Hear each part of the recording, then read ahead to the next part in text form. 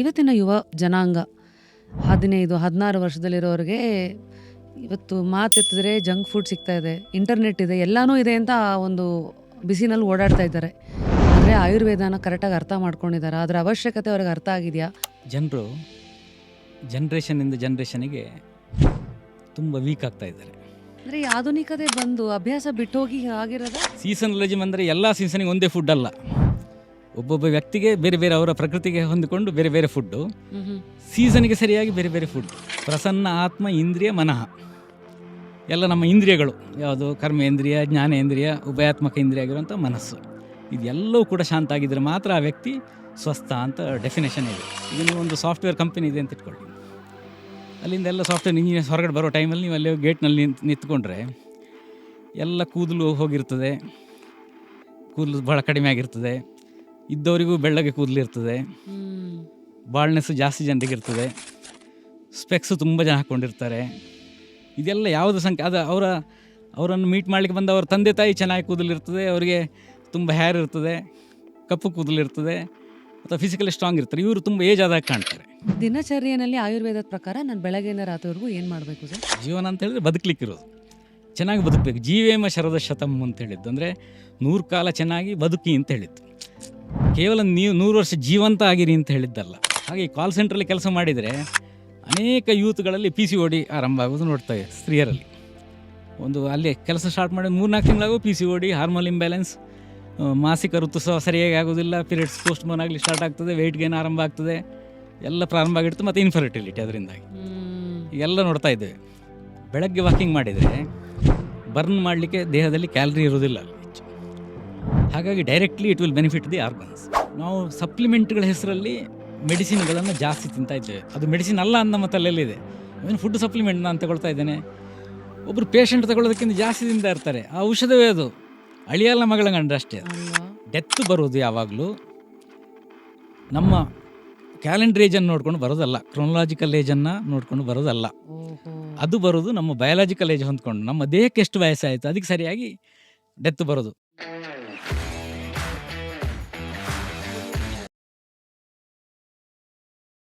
ಇವತ್ತಿನ bio hacking, cold ಪ್ಲಂಜಸ್, keto ಡಯಟ್ಸು, ಈ IV ಡ್ರಿಪ್ಸ್ಗಳು, ಇದರ ಮಧ್ಯ ಆರೋಗ್ಯನ ಹುಡುಕ್ತಾ ಇರುವಂಥ ಇವತ್ತಿನ ಜನ್ರೇಷನ್ಗೆ ಹಾಗಿದ್ರೆ 5,000 ವರ್ಷಗಳ ಹಳೆಯ ಒಂದು science, Indian science, of course Ayurveda ಅಂತ ಏನು ಕರಿತೀವಿ, ಅದನ್ನು ಇವತ್ತು ನಾವು ಹೇಗೆ ಅರ್ಥ ಮಾಡ್ಕೊಳ್ಳೋದು ಅಂತ ಒಂದು ದೊಡ್ಡ ಪ್ರಶ್ನೆ ಬಂದರೆ, ಎಲ್ಲೋ ಒಂದು ಮಾತಿದೆ.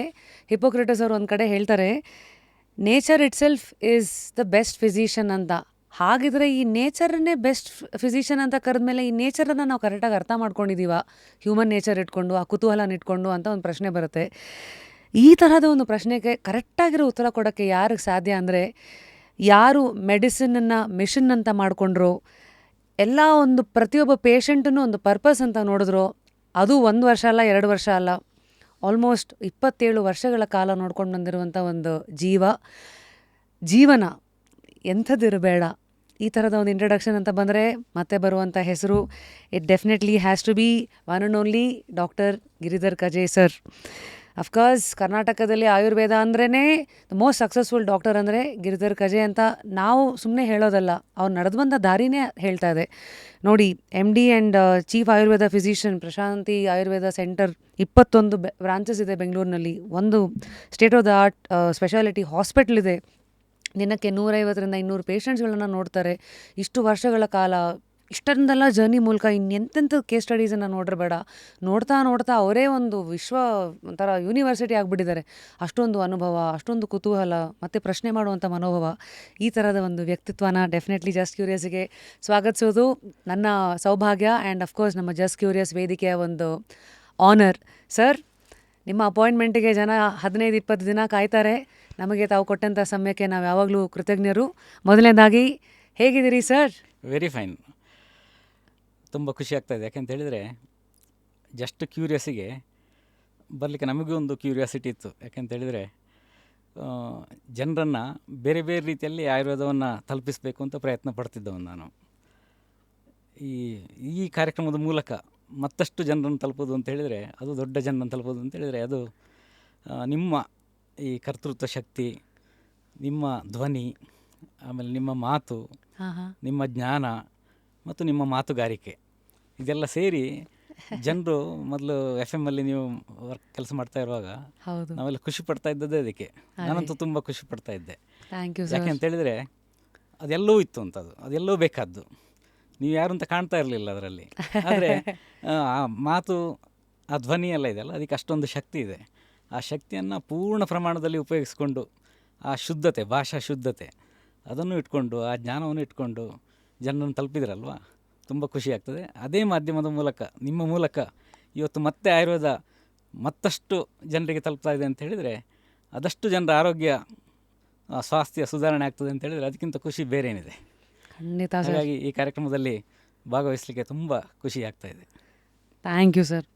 ಮೊದಲನೇದಾಗಿ ಐ ಥಿಂಕ್ ನಾವು ಮಾತು ಶುರು ಮಾಡಿದಾಗ ಈ ಚರಕ ಸಂಹಿತ ಅಂತ ಬಂದೇ ಬರುತ್ತೆ. ಅಂದರೆ ಇದು ನೀವೇ ಹೇಳ್ದಂಗೆ ಇದು ಬ್ರಹ್ಮನ ಕಾಲದಿಂದ ಶುರುವಾದಂಥ ವಿದ್ಯೆ, ಬ್ರಹ್ಮನೇ ಮತ್ತೆ ಮೆಲುಕು ಹಾಕಿದಂಥ ವಿದ್ಯೆ, ಅಂದರೆ ಅವನಿಗಿಂತನೂ ಹಿಂದೆ ಇದ್ದಂಥ ಇದು ಅಂತ. ಸೊ ಮೊದಲನೇದಾಗಿ ಇವತ್ತಿನ ಯುವ ಪೀಳಿಗೆಗೆ ಏನಾಗ್ಬಿಟ್ಟಿದೆ, ಆ ಕಡೆ ಈಸ್ಟರ್ನು ಈ ಕಡೆ ವೆಸ್ಟರ್ನು, ಮಧ್ಯದಲ್ಲಿ ನಮ್ಮದೇ ಕೆಲವು ಸತಿ ಹಿತ್ತಲ ಗಿಡ ಮದ್ದಲ್ಲ. ಯಾಕೆ ಅಂತಂದರೆ ಕೆಲವು ಸತಿ ನಮಗೂ ಹೇಳಿರೋರು ಅವರಲ್ಲಿ ಕರೆಕ್ಟಾಗಿರೋ ಜ್ಞಾನ ಇದ್ದರೆ ಅವ್ರು ನಮ್ಗೆ ಅದನ್ನು ಎರೀತಾರೆ. ಇಲ್ಲಾಂದರೆ ಸಲಹಾಟೆ ಮಾಡಬೇಡ, ಸುಮ್ಮನೆ ಇದನ್ನು ಮಾಡು ಅಂತ. ಐ ಥಿಂಕ್ ಇವತ್ತು ಎಲ್ಲೋ ಕಾಲ ಮಾಡು ಅನ್ನೋದಕ್ಕಿಂತ ನಾನು ಯಾಕೆ ಮಾಡಬೇಕು ಹೇಳು ಅಂತ ಕೇಳೋದು. ಹಾಗಾಗಿ ನೀವು ಆಯುರ್ವೇದದ ಬಗ್ಗೆ ಇಷ್ಟು ವರ್ಷಗಳ ಜರ್ನಿ, ಎಂಥ ಪ್ರಶಸ್ತಿಗಳು ಬಂದಿಲ್ಲ ನಿಮಗೆ, ಅಕಾಡೆಮಿಕಲಿ ಅಷ್ಟು ಹಿರಿಯರಿದ್ದೀರಿ, ಏನೋ 14 ಪುಸ್ತಕಗಳನ್ನು ಆಯುರ್ವೇದದ ಮೇಲೆ ಬರೆದಿದ್ದೀರಿ, which has sold over 40,000 copies. ಅಂದರೆ ಇಟ್ ಇಸ್ ಅ ಟೆಸ್ಟಿಮೋನಿಯಲ್. ಆಯುರ್ವೇದದ ಬಗ್ಗೆ ಆಸಕ್ತಿ ಇದೆ, ಅರಿವು ಬೆಳೆಸ್ಕೊಳ್ಳೋಕ್ಕೆ ಜನ ಪಡ್ತಾ ಇರೋ ಶ್ರಮ, 161 ಆರ್ಟಿಕಲ್ಲು, ಸಾವಿರಾರು ಭಾಷಣಗಳು. ಸೊ ಇಷ್ಟೆಲ್ಲ ನೋಡಿರೋ ನಿಮಗೆ ಮೊದಲನೇದಾಗಿ ನನ್ನ ಒಂದು ಪ್ರಶ್ನೆ, ಎಲ್ಲ ಯುವ ಪೀಳಿಗೆನ ಮನಸ್ಸಲ್ಲಿ ಇಟ್ಕೊಂಡು, ಇವತ್ತಿನ ಯುವ ಜನಾಂಗ 15-16 ವರ್ಷದಲ್ಲಿರೋರಿಗೆ ಇವತ್ತು ಮಾತೆತ್ತಿದ್ರೆ ಜಂಕ್ ಫುಡ್ ಸಿಗ್ತಾ ಇದೆ, ಇಂಟರ್ನೆಟ್ ಇದೆ, ಎಲ್ಲನೂ ಇದೆ ಅಂತ ಒಂದು ಬಿಸಿನಲ್ಲಿ ಓಡಾಡ್ತಾ ಇದ್ದಾರೆ. ಆದರೆ ಆಯುರ್ವೇದನ ಕರೆಕ್ಟಾಗಿ ಅರ್ಥ ಮಾಡ್ಕೊಂಡಿದ್ದಾರೆ, ಅದರ ಅವಶ್ಯಕತೆ ಅವ್ರಿಗೆ ಅರ್ಥ ಆಗಿದೆಯಾ? ಆಯುರ್ವೇದನ 2025 ಇಸ್ವಿನಲ್ಲಿ ನಾನು ಹೇಗೆ ನೋಡಬೇಕು ಸರ್? ಜನರು ಜನ್ರೇಷನಿಂದ ಜನ್ರೇಷನಿಗೆ ತುಂಬ ವೀಕ್ ಆಗ್ತಾ ಇದ್ದಾರೆ, ಫಿಸಿಕಲಿ ವೀಕ್ ಆಗ್ತಾ ಇದ್ದಾರೆ. ಯಾಕೆ ಅಂದರೆ ಈಗ ಯಂಗರ್ ಜನ್ರೇಷನ್ ಆಲೋಚನೆ ಮಾಡ್ತಾ ಇರ್ಬೋದು, ನಾವು ಇಷ್ಟು ಕೆಲಸ ಮಾಡ್ತಾ ಇದ್ದೆವು, ನಾವು ತಂದೆ ಎಷ್ಟು ಕೆಲಸ ಮಾಡ್ತಾಯಿದ್ರು, ಹೀಗೆಲ್ಲೇನೋ ಕಂಪ್ಯಾರಿಸನ್ ಮಾಡ್ಬೋದು. ಆದರೆ ಒಂದು ಪೀಳಿಗೆಯಿಂದ ಒಂದು ಪೀಳಿಗೆಗೆ ನಮ್ಮ ದೈಹಿಕ ಶಕ್ತಿ ಕಡಿಮೆ ಆಗ್ತಾ ಇದೆ. ಹೌದಾ? ಹಾಂ, ಅದಕ್ಕೆ ಒಂದೆರಡು ಉದಾಹರಣೆ ಹೇಳ್ತೇನೆ. ಒಂದು ಈ ಕೂಲಿ ಕೆಲಸ ಎಲ್ಲ ಮಾಡೋರು, ಕಟ್ಟಡ ಕಾರ್ಮಿಕರು ಏನಿದ್ದಾರೆ, ಅವರು ಮೊದಲೆಲ್ಲ ಕೆಲವು ಸ್ತ್ರೀಯರು ಗರ್ಭಿಣಿಯರಾಗಿದ್ದರೆ ಅವ್ರು ಡೆಲಿವರಿ ಆಗೋ ಮುಂಚಿನ ದಿವಸ ತನಕ ಮೇಲಿನ 5ನೇ ಫ್ಲೋರ್ ತನಕ ಇಟ್ಟಿಗೆಯನ್ನು 5-6 ಇಟ್ಟಿಗೆಯನ್ನು ಹೊತ್ಕೊಂಡು ಮೇಲ್ಗಡೆಗೆ ಹೋಗ್ತಾಯಿದ್ರು.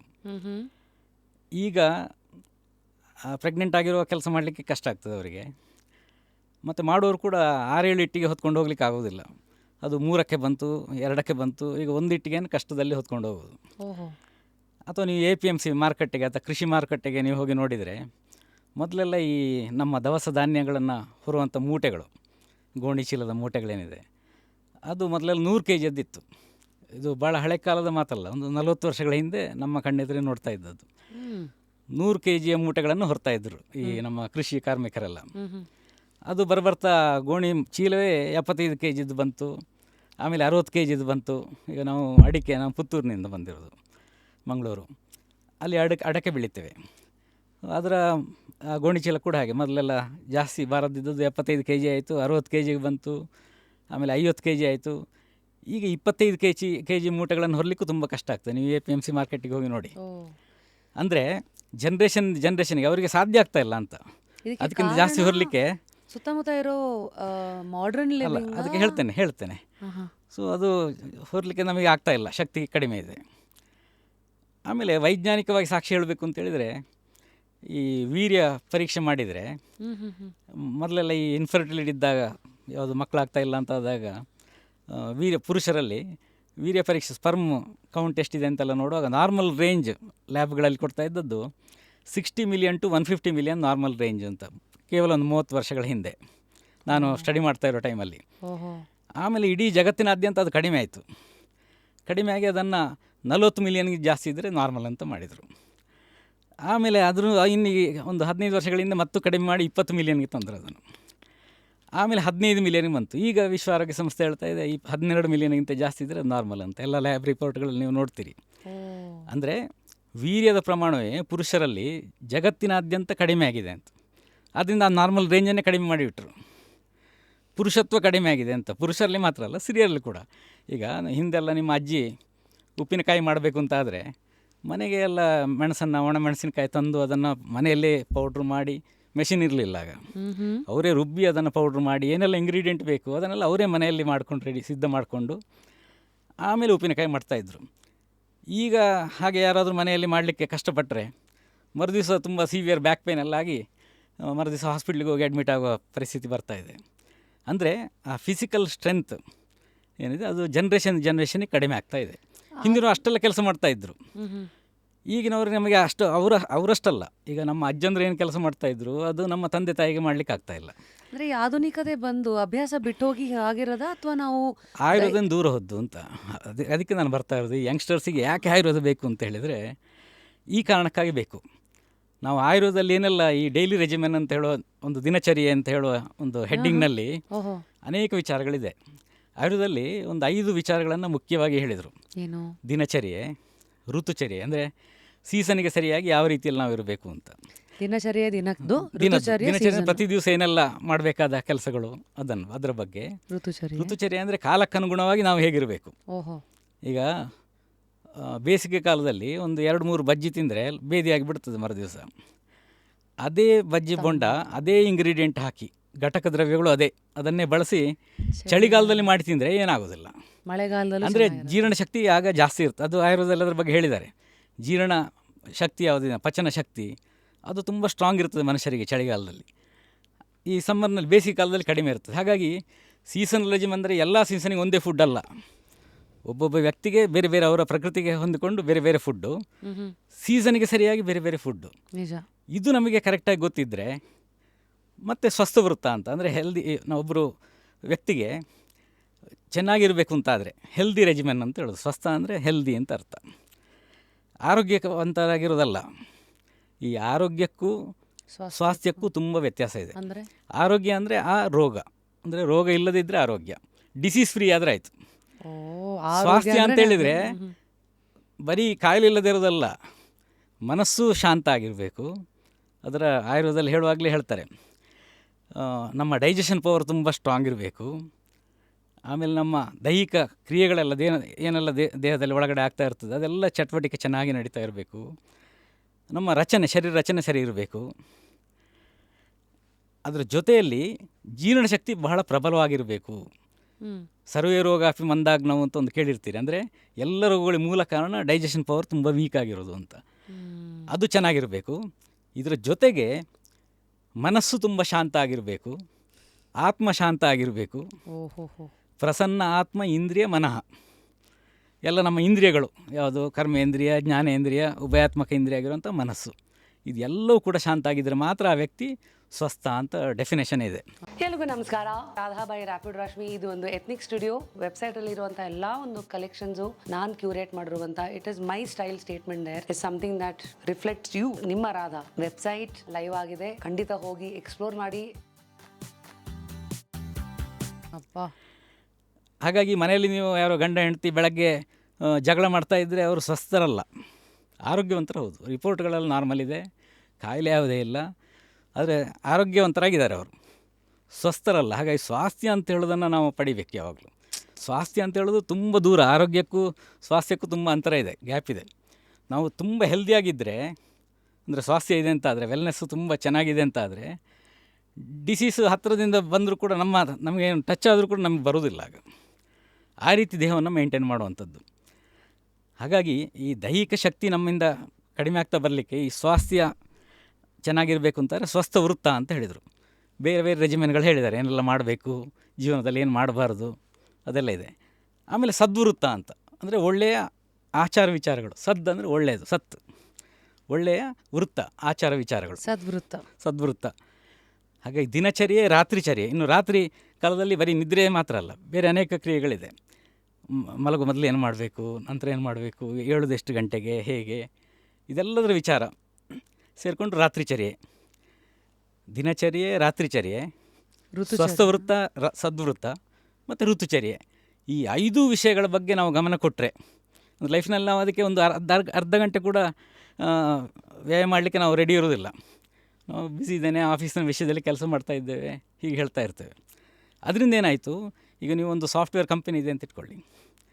ಅಲ್ಲಿಂದ ಎಲ್ಲ ಸಾಫ್ಟ್ವೇರ್ ಇಂಜಿನಿಯರ್ಸ್ ಹೊರಗಡೆ ಬರೋ ಟೈಮಲ್ಲಿ ನೀವು ಅಲ್ಲಿ ಗೇಟ್ನಲ್ಲಿ ನಿಂತ್ಕೊಂಡ್ರೆ ಎಲ್ಲ ಕೂದಲು ಹೋಗಿರ್ತದೆ, ಕೂದಲು ಭಾಳ ಕಡಿಮೆ ಆಗಿರ್ತದೆ, ಇದ್ದವರಿಗೂ ಬೆಳ್ಳಗೆ ಕೂದಲು ಇರ್ತದೆ, ಬಾಳ್ನೆಸ್ಸು ಜಾಸ್ತಿ ಜನರಿಗೆ ಇರ್ತದೆ, ಸ್ಪೆಕ್ಸು ತುಂಬ ಜನ ಹಾಕ್ಕೊಂಡಿರ್ತಾರೆ. ಇದೆಲ್ಲ ಯಾವುದು ಅದು ಅವರನ್ನು ಮೀಟ್ ಮಾಡಲಿಕ್ಕೆ ಬಂದ ಅವ್ರ ತಂದೆ ತಾಯಿ ಚೆನ್ನಾಗಿ ಕೂದಲಿರ್ತದೆ, ಅವರಿಗೆ ತುಂಬ ಹೇರ್ ಇರ್ತದೆ, ಕಪ್ಪು ಕೂದಲಿರ್ತದೆ, ಅಥವಾ ಫಿಸಿಕಲಿ ಸ್ಟ್ರಾಂಗ್ ಇರ್ತಾರೆ. ಇವರು ತುಂಬ ಏಜ್ ಆದಾಗ ಕಾಣ್ತಾರೆ. ಯಾಕೆ ಅಂತೇಳಿದರೆ ದೈಹಿಕವಾಗಿ ನಾವು ವೀಕ್ ಆಗ್ತಾ ಇದ್ದೇವೆ, ಆದರೆ ಮೆಂಟಲಿ ಜನ್ರೇಷನ್ಗೆ ಸ್ಟ್ರಾಂಗ್ ಆಗ್ತಾ ಇದ್ದೇವೆ. ಓಹೋ, ದೈಹಿಕವಾಗಿ ನಾವು ವೀಕ್ ಆದರೂ ಕೂಡ ಫಿಸಿಕಲಿ ಸ್ಟ್ರಾಂಗ್ ಇಲ್ಲ, ನಾವು ಮೆಂಟಲಿ ಸ್ಟ್ರಾಂಗ್ ಆಗ್ತಾಯಿದೆ. ಹೇಗೆ, ಈಗ ಚಿಕ್ಕ ಮಕ್ಕಳಿಗೆ, ಈಗಿನ ಮಕ್ಕಳು 5ನೇ ಕ್ಲಾಸ್ನಲ್ಲಿ ಏನು ಓದ್ತೀರಿ ಅದನ್ನು ನಾವು 10ನೇ ಕ್ಲಾಸ್ನಲ್ಲಿರುವಾಗ ಓದಿದ್ದು. ಒಂದು 5-6 ವರ್ಷ ಮೊದಲೇ ಅವರು ಓದ್ಬಿಟ್ಟಿರ್ತಾರೆ. ಅಥವಾ ನೀವೊಂದು ಮೊಬೈಲ್ ತಗೊಂಡ್ರಿ ಅಂತ ಇಟ್ಕೊಳ್ಳಿ. ನೀವು ಮೊಬೈಲ್ ತಗೊಂಡು ಅದನ್ನೊಂದು 4 ವರ್ಷ 2 ವರ್ಷ ಯೂಸ್ ಮಾಡಿ ಅದಿನ್ನೇನು ಬಿಸಾಡಬೇಕು ಅಂತ ಹೇಳೋ ಸ್ಥಿತಿಯಲ್ಲಿರುವಾಗ ನಿಮಗೆ ಅದ್ರ ಫೀಚರ್ಗಳು ಸುಮಾರಷ್ಟು ಗೊತ್ತಾಗಿರ್ತದೆ. ಒಂದು ಕಾರ್ ತಗೊಂಡ್ರು ಅಷ್ಟೇ, ಅದರ ಎಲ್ಲ ಫೀಚರ್ ಗೊತ್ತಾಗುವಾಗ ಕಾರ್ ಸೇಲ್ ಮಾಡೋ ಟೈಮ್ ಬಂದಿರ್ತದೆ. ಅದೇ ಮಕ್ಳಿಗೆ ಕೊಟ್ಟರೆ 2 ದಿವಸದಲ್ಲಿ ಅದರಲ್ಲಿ ಏನೆಲ್ಲ ಫೀಚರ್ ಇದೆ ಅಂತ ಹೇಳಿಬಿಡ್ತಾರೆ. ಅಂದರೆ ಬ್ರೈನ್ ತುಂಬ ಶಾರ್ಪ್ ಆಗ್ತಾ ಇದೆ, ಅದನ್ನು ಯೂಸೇಜ್ ಜಾಸ್ತಿ ಆಗ್ತಾ ಅದು ಶಾರ್ಪ್ ಆಗ್ತಾ ಇದೆ. ಅವರು ಯಾವ ಡೈರೆಕ್ಷನಲ್ಲಿ ಅದನ್ನು ಯೂಸ್ ಮಾಡ್ತಾ ಇದ್ದಾರೆ ಅದು ಒಂದು ದೊಡ್ಡ ಪ್ರಶ್ನೆ. ಅದು ಅವರು ಸರಿಯಾದ ಟ್ರ್ಯಾಕ್ನಲ್ಲಿ ಹೋಗ್ತಾ ಇದ್ದಾರಾ, ರಾಂಗ್ ಟ್ರ್ಯಾಕ್ನಲ್ಲಿದ್ದಾರಾ ಅಂತ ಹೇಳೋದು ನಾವು ನಿರ್ಧಾರ ಮಾಡಬೇಕು. ಆದರೆ ಶಾರ್ಪ್ ಆಗ್ತಾ ಇದೆ ಖಂಡಿತ. ಈ ದೈಹಿಕವಾಗಿ ವೀಕ್ ಆಗಲಿಕ್ಕೆ ಆಯುರ್ವೇದ ಹೇಳಿ ಕೆಲವೊಂದಷ್ಟು ಎಲ್ಲವನ್ನು ಮಾಡಬೇಕಾಗಿಲ್ಲ. ಈಗ ಸಮುದ್ರದಿಂದ ನಮಗೆಷ್ಟು ಸಾಧ್ಯ ಇದೆ ಅಷ್ಟು ನೀರು ತರೋದು ನಿಜ. ಈಗ ಆಯುರ್ವೇದದಲ್ಲಿ ಹೇಳಿದ ದಿನಚರಿ ಸುಮಾರಷ್ಟು ವಿಷಯ ಹೇಳಿದ್ದಾರೆ. ಸರ್, ಒಂದೊಂದಾಗಿ ಹೋಗ್ಬೋದಾ? ಹಾಂ, ನಾನು ನಮ್ಮ ಜನ್ರೇಷನ್ ಅವರು ನಾವೆಲ್ಲ ಅಲೋಪತಿ ಮಧ್ಯೆ ಕಂಡುಬಿಟ್ಟವ್ರೆ.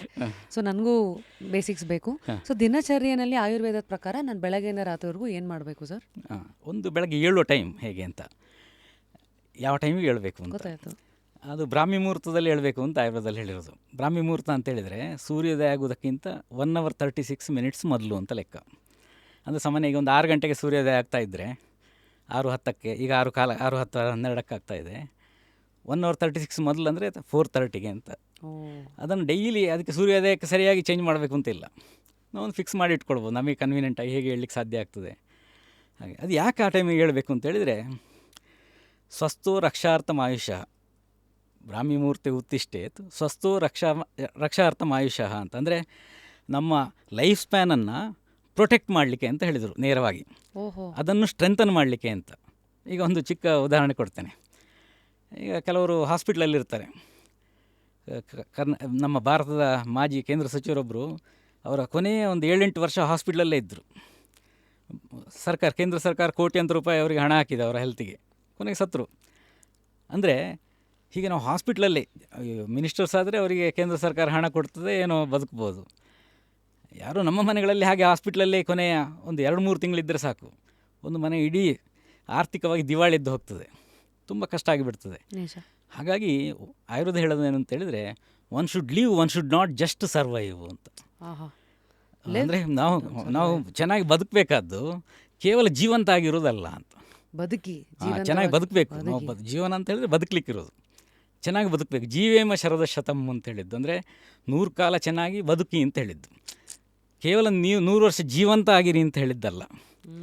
ಜೀವಂತ ಆಗಿರೋದು ಬೇರೆ, ಬದುಕುವುದು ಬೇರೆ.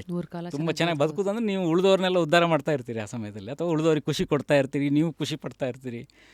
ನೀವು ಹಾಸ್ಪಿಟ್ಲಲ್ಲಿ ಇದ್ದುಕೊಂಡು ವೆಂಟಿಲೇಟರಲ್ಲೋ ಅಥವಾ ಯಾವುದೋ ICU ಅಲ್ಲೇ ಇದ್ದುಕೊಂಡು ಆ ಸಮಯದಲ್ಲಿ ನೀವು ಖುಷಿಯಲ್ಲಿರೋದಿಲ್ಲ, ನಿಮ್ಮ ಸುತ್ತಮುತ್ತ ಇರೋ ಕುಟುಂಬ ಕೂಡ ಖುಷಿಯಲ್ಲಿರ್ಲಿಕ್ಕೆ ಆಗೋದಿಲ್ಲ, ನಿಮ್ಮ ಬಂಧುಗಳು ನಿಮ್ಮ ಪರಿಚಯದವರು ಯಾರೂ ಖುಷಿಯಲ್ಲಿರ್ಲಿಕ್ಕೆ ಸಾಧ್ಯ ಆಗೋದಿಲ್ಲ. ಹಾಗೆ ನಾವು ಚೆನ್ನಾಗಿರಬೇಕು ಅಂತಾದರೆ ನಾವು ತುಂಬ ನಮ್ಮ ಲೈಫು ಕೊನೆ ತನಕ, ನಾವು ಇರೋ ತನಕ ಹೇಳ್ತಾರಲ್ಲ, ನಾವು ಸಾಯೋ ತನಕ ತುಂಬ ಚೆನ್ನಾಗಿರಬೇಕು ಅಂತ. ಈಗಲೂ ಕೂಡ ನೋಡಿ, ನಮ್ಮ ಪೇಷಂಟ್ಸ್ ಬರುವಾಗ ತುಂಬ ವಯಸ್ಸಾದ ಪೇಷಂಟ್ಸ್ ಇರ್ತಾರೆ, ಕೆಲವರು 90 ವರ್ಷ 95 ವರ್ಷ ಅಂಥವ್ರು ಬಂದಾಗ ಕೆಲವೊಂದು ರಿಕ್ವೆಸ್ಟ್ ಮಾಡ್ತಾರೆ, ಡಾಕ್ಟ್ರೇ ನಮ್ಮ ಮಕ್ಕಳೆಲ್ಲ ಅದು ಇದು ಏನೇನೋ ಇದೆ ಅಂತ ಹೇಳ್ತಾರೆ, ನನ್ನ ರಿಕ್ವೆಸ್ಟ್ ಒಂದೇ ಅಂತ ಹೇಳಿದರೆ, ನಾನು ಕೊನೆ ತನಕ ಯಾರನ್ನೂ ಡಿಪೆಂಡ್ ಆಗಬಾರ್ದು ಅಂತ.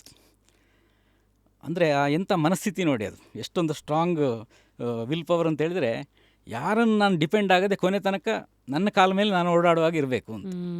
ನನ್ನನ್ನು ಸ್ನಾನ ಮಾಡಲಿಕ್ಕೆ ಒಬ್ಬರು ಕರ್ಕೊಂಡು ಹೋಗಬೇಕು, ನನಗೆ ಪ್ರತಿಯೊಂದಕ್ಕೂ ಇನ್ನೊಬ್ರು ಹೆಲ್ಪ್ ಮಾಡಬೇಕು ಅಂತ ಹೇಳಿದರೆ ಅವರ ಲೈಫ್ ಕೂಡ ಹಾಳಾಯಿತು. ಯಾರಿಗೂ ಅದಾಗದೇ ಇರಬೇಕು ಅಂತಾದರೆ, ನಮ್ಮ ಲೈಫ್ ಎಂಡ್ ತನಕ ಚೆನ್ನಾಗಿರಬೇಕು ಅಂತಾದರೆ ಬೇಗ ಹೇಳಬೇಕು. ಯಾಕೆ ಬೇಗ ಹೇಳಬೇಕು? ಈಗ ವೈಜ್ಞಾನಿಕವಾಗಿ ಅಧ್ಯಯನ ಮಾಡಿ ಹೇಳ್ತಾರೆ ಏನಂತೇಳಿ, ಓಝೋನ್ ಲೇಯರ್ ಭೂಮಿಗೆ ಹತ್ತಿರ ಇರ್ತದೆ, ಆ ಟೈಮ್ನಲ್ಲಿ ಆಕ್ಸಿಜನ್ ಫ್ರೆಶ್ ಇರ್ತದೆ. ಹಾಗೆ ಮಲಗಿದವರಿಗೂ ಅದು ಆಕ್ಸಿಜನ್ ಸಿಗ್ತದಾ ಇಲ್ವಾ ಅಂತ ಪ್ರಶ್ನೆ ಬರ್ತದೆ, ಸಿಗ್ತದಲ್ವ ಅವ್ರಿಗೆ ಕೂಡ ಅಂತ. ಎಲ್ಲ ಕಡೆ ಬರುತ್ತೆ. ನೀವು ಎದ್ದು ಆ್ಯಕ್ಟಿವ್ ಆದರೆ ನಿಮ್ಮ ಬ್ರೀದಿಂಗ್ ಸ್ಪೀಡ್ ಜಾಸ್ತಿ ಆಗ್ತದೆ, ಆಗ ನೀವು ಹೆಚ್ಚು ಆಕ್ಸಿಜನ್ ತಗೊಳ್ತೀರಿ. ಹಾಗೆ ನೀವು ಎದ್ದು ಆ್ಯಕ್ಟಿವಿಟೀಸ್ ಕ್ರಿಯಾಶೀಲರಾಗಬೇಕು. ಮಲ್ಕೊಂಡೇ ಇದ್ದರೆ ಉಸಿರಾಟ ತುಂಬ ಸ್ಲೋ ಇರ್ತದೆ, ಆಗ ಬಾಡಿಗೆ ಬೇಕಾಗೋ ಆಕ್ಸಿಜನ್ ತುಂಬ ಕಡಿಮೆ. ಹಾಗಾಗಿ ನಾವು ಆ್ಯಕ್ಟಿವ್ ಆಗಬೇಕು, ಅದೊಂದು. ಆಮೇಲೆ ಆ ಫ್ರೆಶ್ನೆಸ್, ಈ ಅಟ್ಮಾಸ್ಫಿಯರ್ ಅತ್ಯಂತ ಶುಭ್ರವಾಗಿ ಮತ್ತು ತುಂಬ ನಮಗೆ ಉತ್ಸಾಹವನ್ನು ಕೊಡುವಂಥ ಒಂದು ವಾತಾವರಣ ಇರೋದು ಆ ಸಮಯದಲ್ಲಿ. ಹಾಗಾಗಿ ಆ ಟೈಮ್ನಲ್ಲಿ ಹೇಳಬೇಕು ಅಂತ, ಅದು ಒಂದು ಬ್ರಾಹ್ಮಿ ಮುಹೂರ್ತದಲ್ಲಿ ಹೇಳೋದು. ಈ ಬೇಗ ಇದ್ದರೆ ಏನು ಪಾಸಿಟಿವ್ ಇಂಪ್ಯಾಕ್ಟ್ ಇರ್ತದೆ ಅಂತ ಹೇಳೋದು ಹಲವು ತುಂಬ ಸ್ಟಡಿಗಳಲ್ಲಾಗಿದೆ. ಈಗ ಬೇಗ ಹೇಳಲಿಕ್ಕೆ ಕಷ್ಟ ಆಗ್ತದೆ. ಈಗ ಯಾವುದ್ಯಾವುದೋ ಕೆಲಸ ಮಾಡಿ ನೈಟ್ ಡ್ಯೂಟಿ ಲೇಟಾಗಿ ಬರ್ತೇವೆ. ನಾವು ಮಲಗೋ ಸಿಸ್ಟಮೇ ನೋಡಿ ಹೇಗಿದೆ ಅಂತ ಹೇಳಿದರೆ, ನಾವು ದಾಸ್ಯದಲ್ಲಿದ್ದೇವೆ. ಮಲಗುವ ವಿಷಯದಲ್ಲಿ ಕೂಡ ಈಗ ಕಾಲ್ ಸೆಂಟರ್ಗಳಿದೆ ಭಾರತದಲ್ಲೆಲ್ಲ.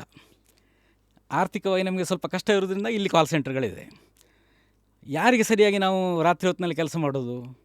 ಆ ವಿದೇಶಗಳು, ಪಾಶ್ಚಿಮಾತ್ಯ ದೇಶಗಳು, ಅವರು ಎಚ್ಚರದಲ್ಲಿರಬೇಕಾಗಲ್ಲ ಹೊತ್ತಿನಲ್ಲಿ, ರಾತ್ರಿ ಹೊತ್ತಿನಲ್ಲಿ ಅವರೆಲ್ಲ ಚೆನ್ನಾಗಿ ಮಲಗಬೇಕು. ಅದಕ್ಕೆ ಸರಿಯಾಗಿ ನಾವಿಲ್ಲಿ ರಾತ್ರಿ ಹೊತ್ತಿನಲ್ಲಿ ಎಚ್ಚರದಲ್ಲಿರೋದು. ಅವರಿಗೆ ಸರಿಯಾಗಿ ಕೆಲಸ ಮಾಡಲಿಕ್ಕೆ ನಾವು ರಾತ್ರಿ ಎಚ್ಚರದಲ್ಲಿದ್ದು ಕೆಲಸ ಮಾಡೋದು ಅವರಿಗೆ. ನಮ್ಮ ಇಲ್ಲಿ ಡೇ ಟೈಮ್ನಲ್ಲಿ ಅಲ್ಲಿ ಯಾರು ಕಾಲ್ ಸೆಂಟ್ರ್ ಇಲ್ಲ. ಅಲ್ಲಿ ವಿದೇಶಗಳಲ್ಲಿ ಅವರು ಕಾಲ್ ಸೆಂಟ್ರ್ ಮಾಡಿಕೊಂಡು, ಯಾವುದೋ ಡೆವಲಪ್ಡ್ ಕಂಟ್ರಿಗಳಲ್ಲಿ ಎಲ್ಲೂ ಕಾಲ್ ಸೆಂಟ್ರ್ಗಳು ಸಿಗೋದಿಲ್ಲ.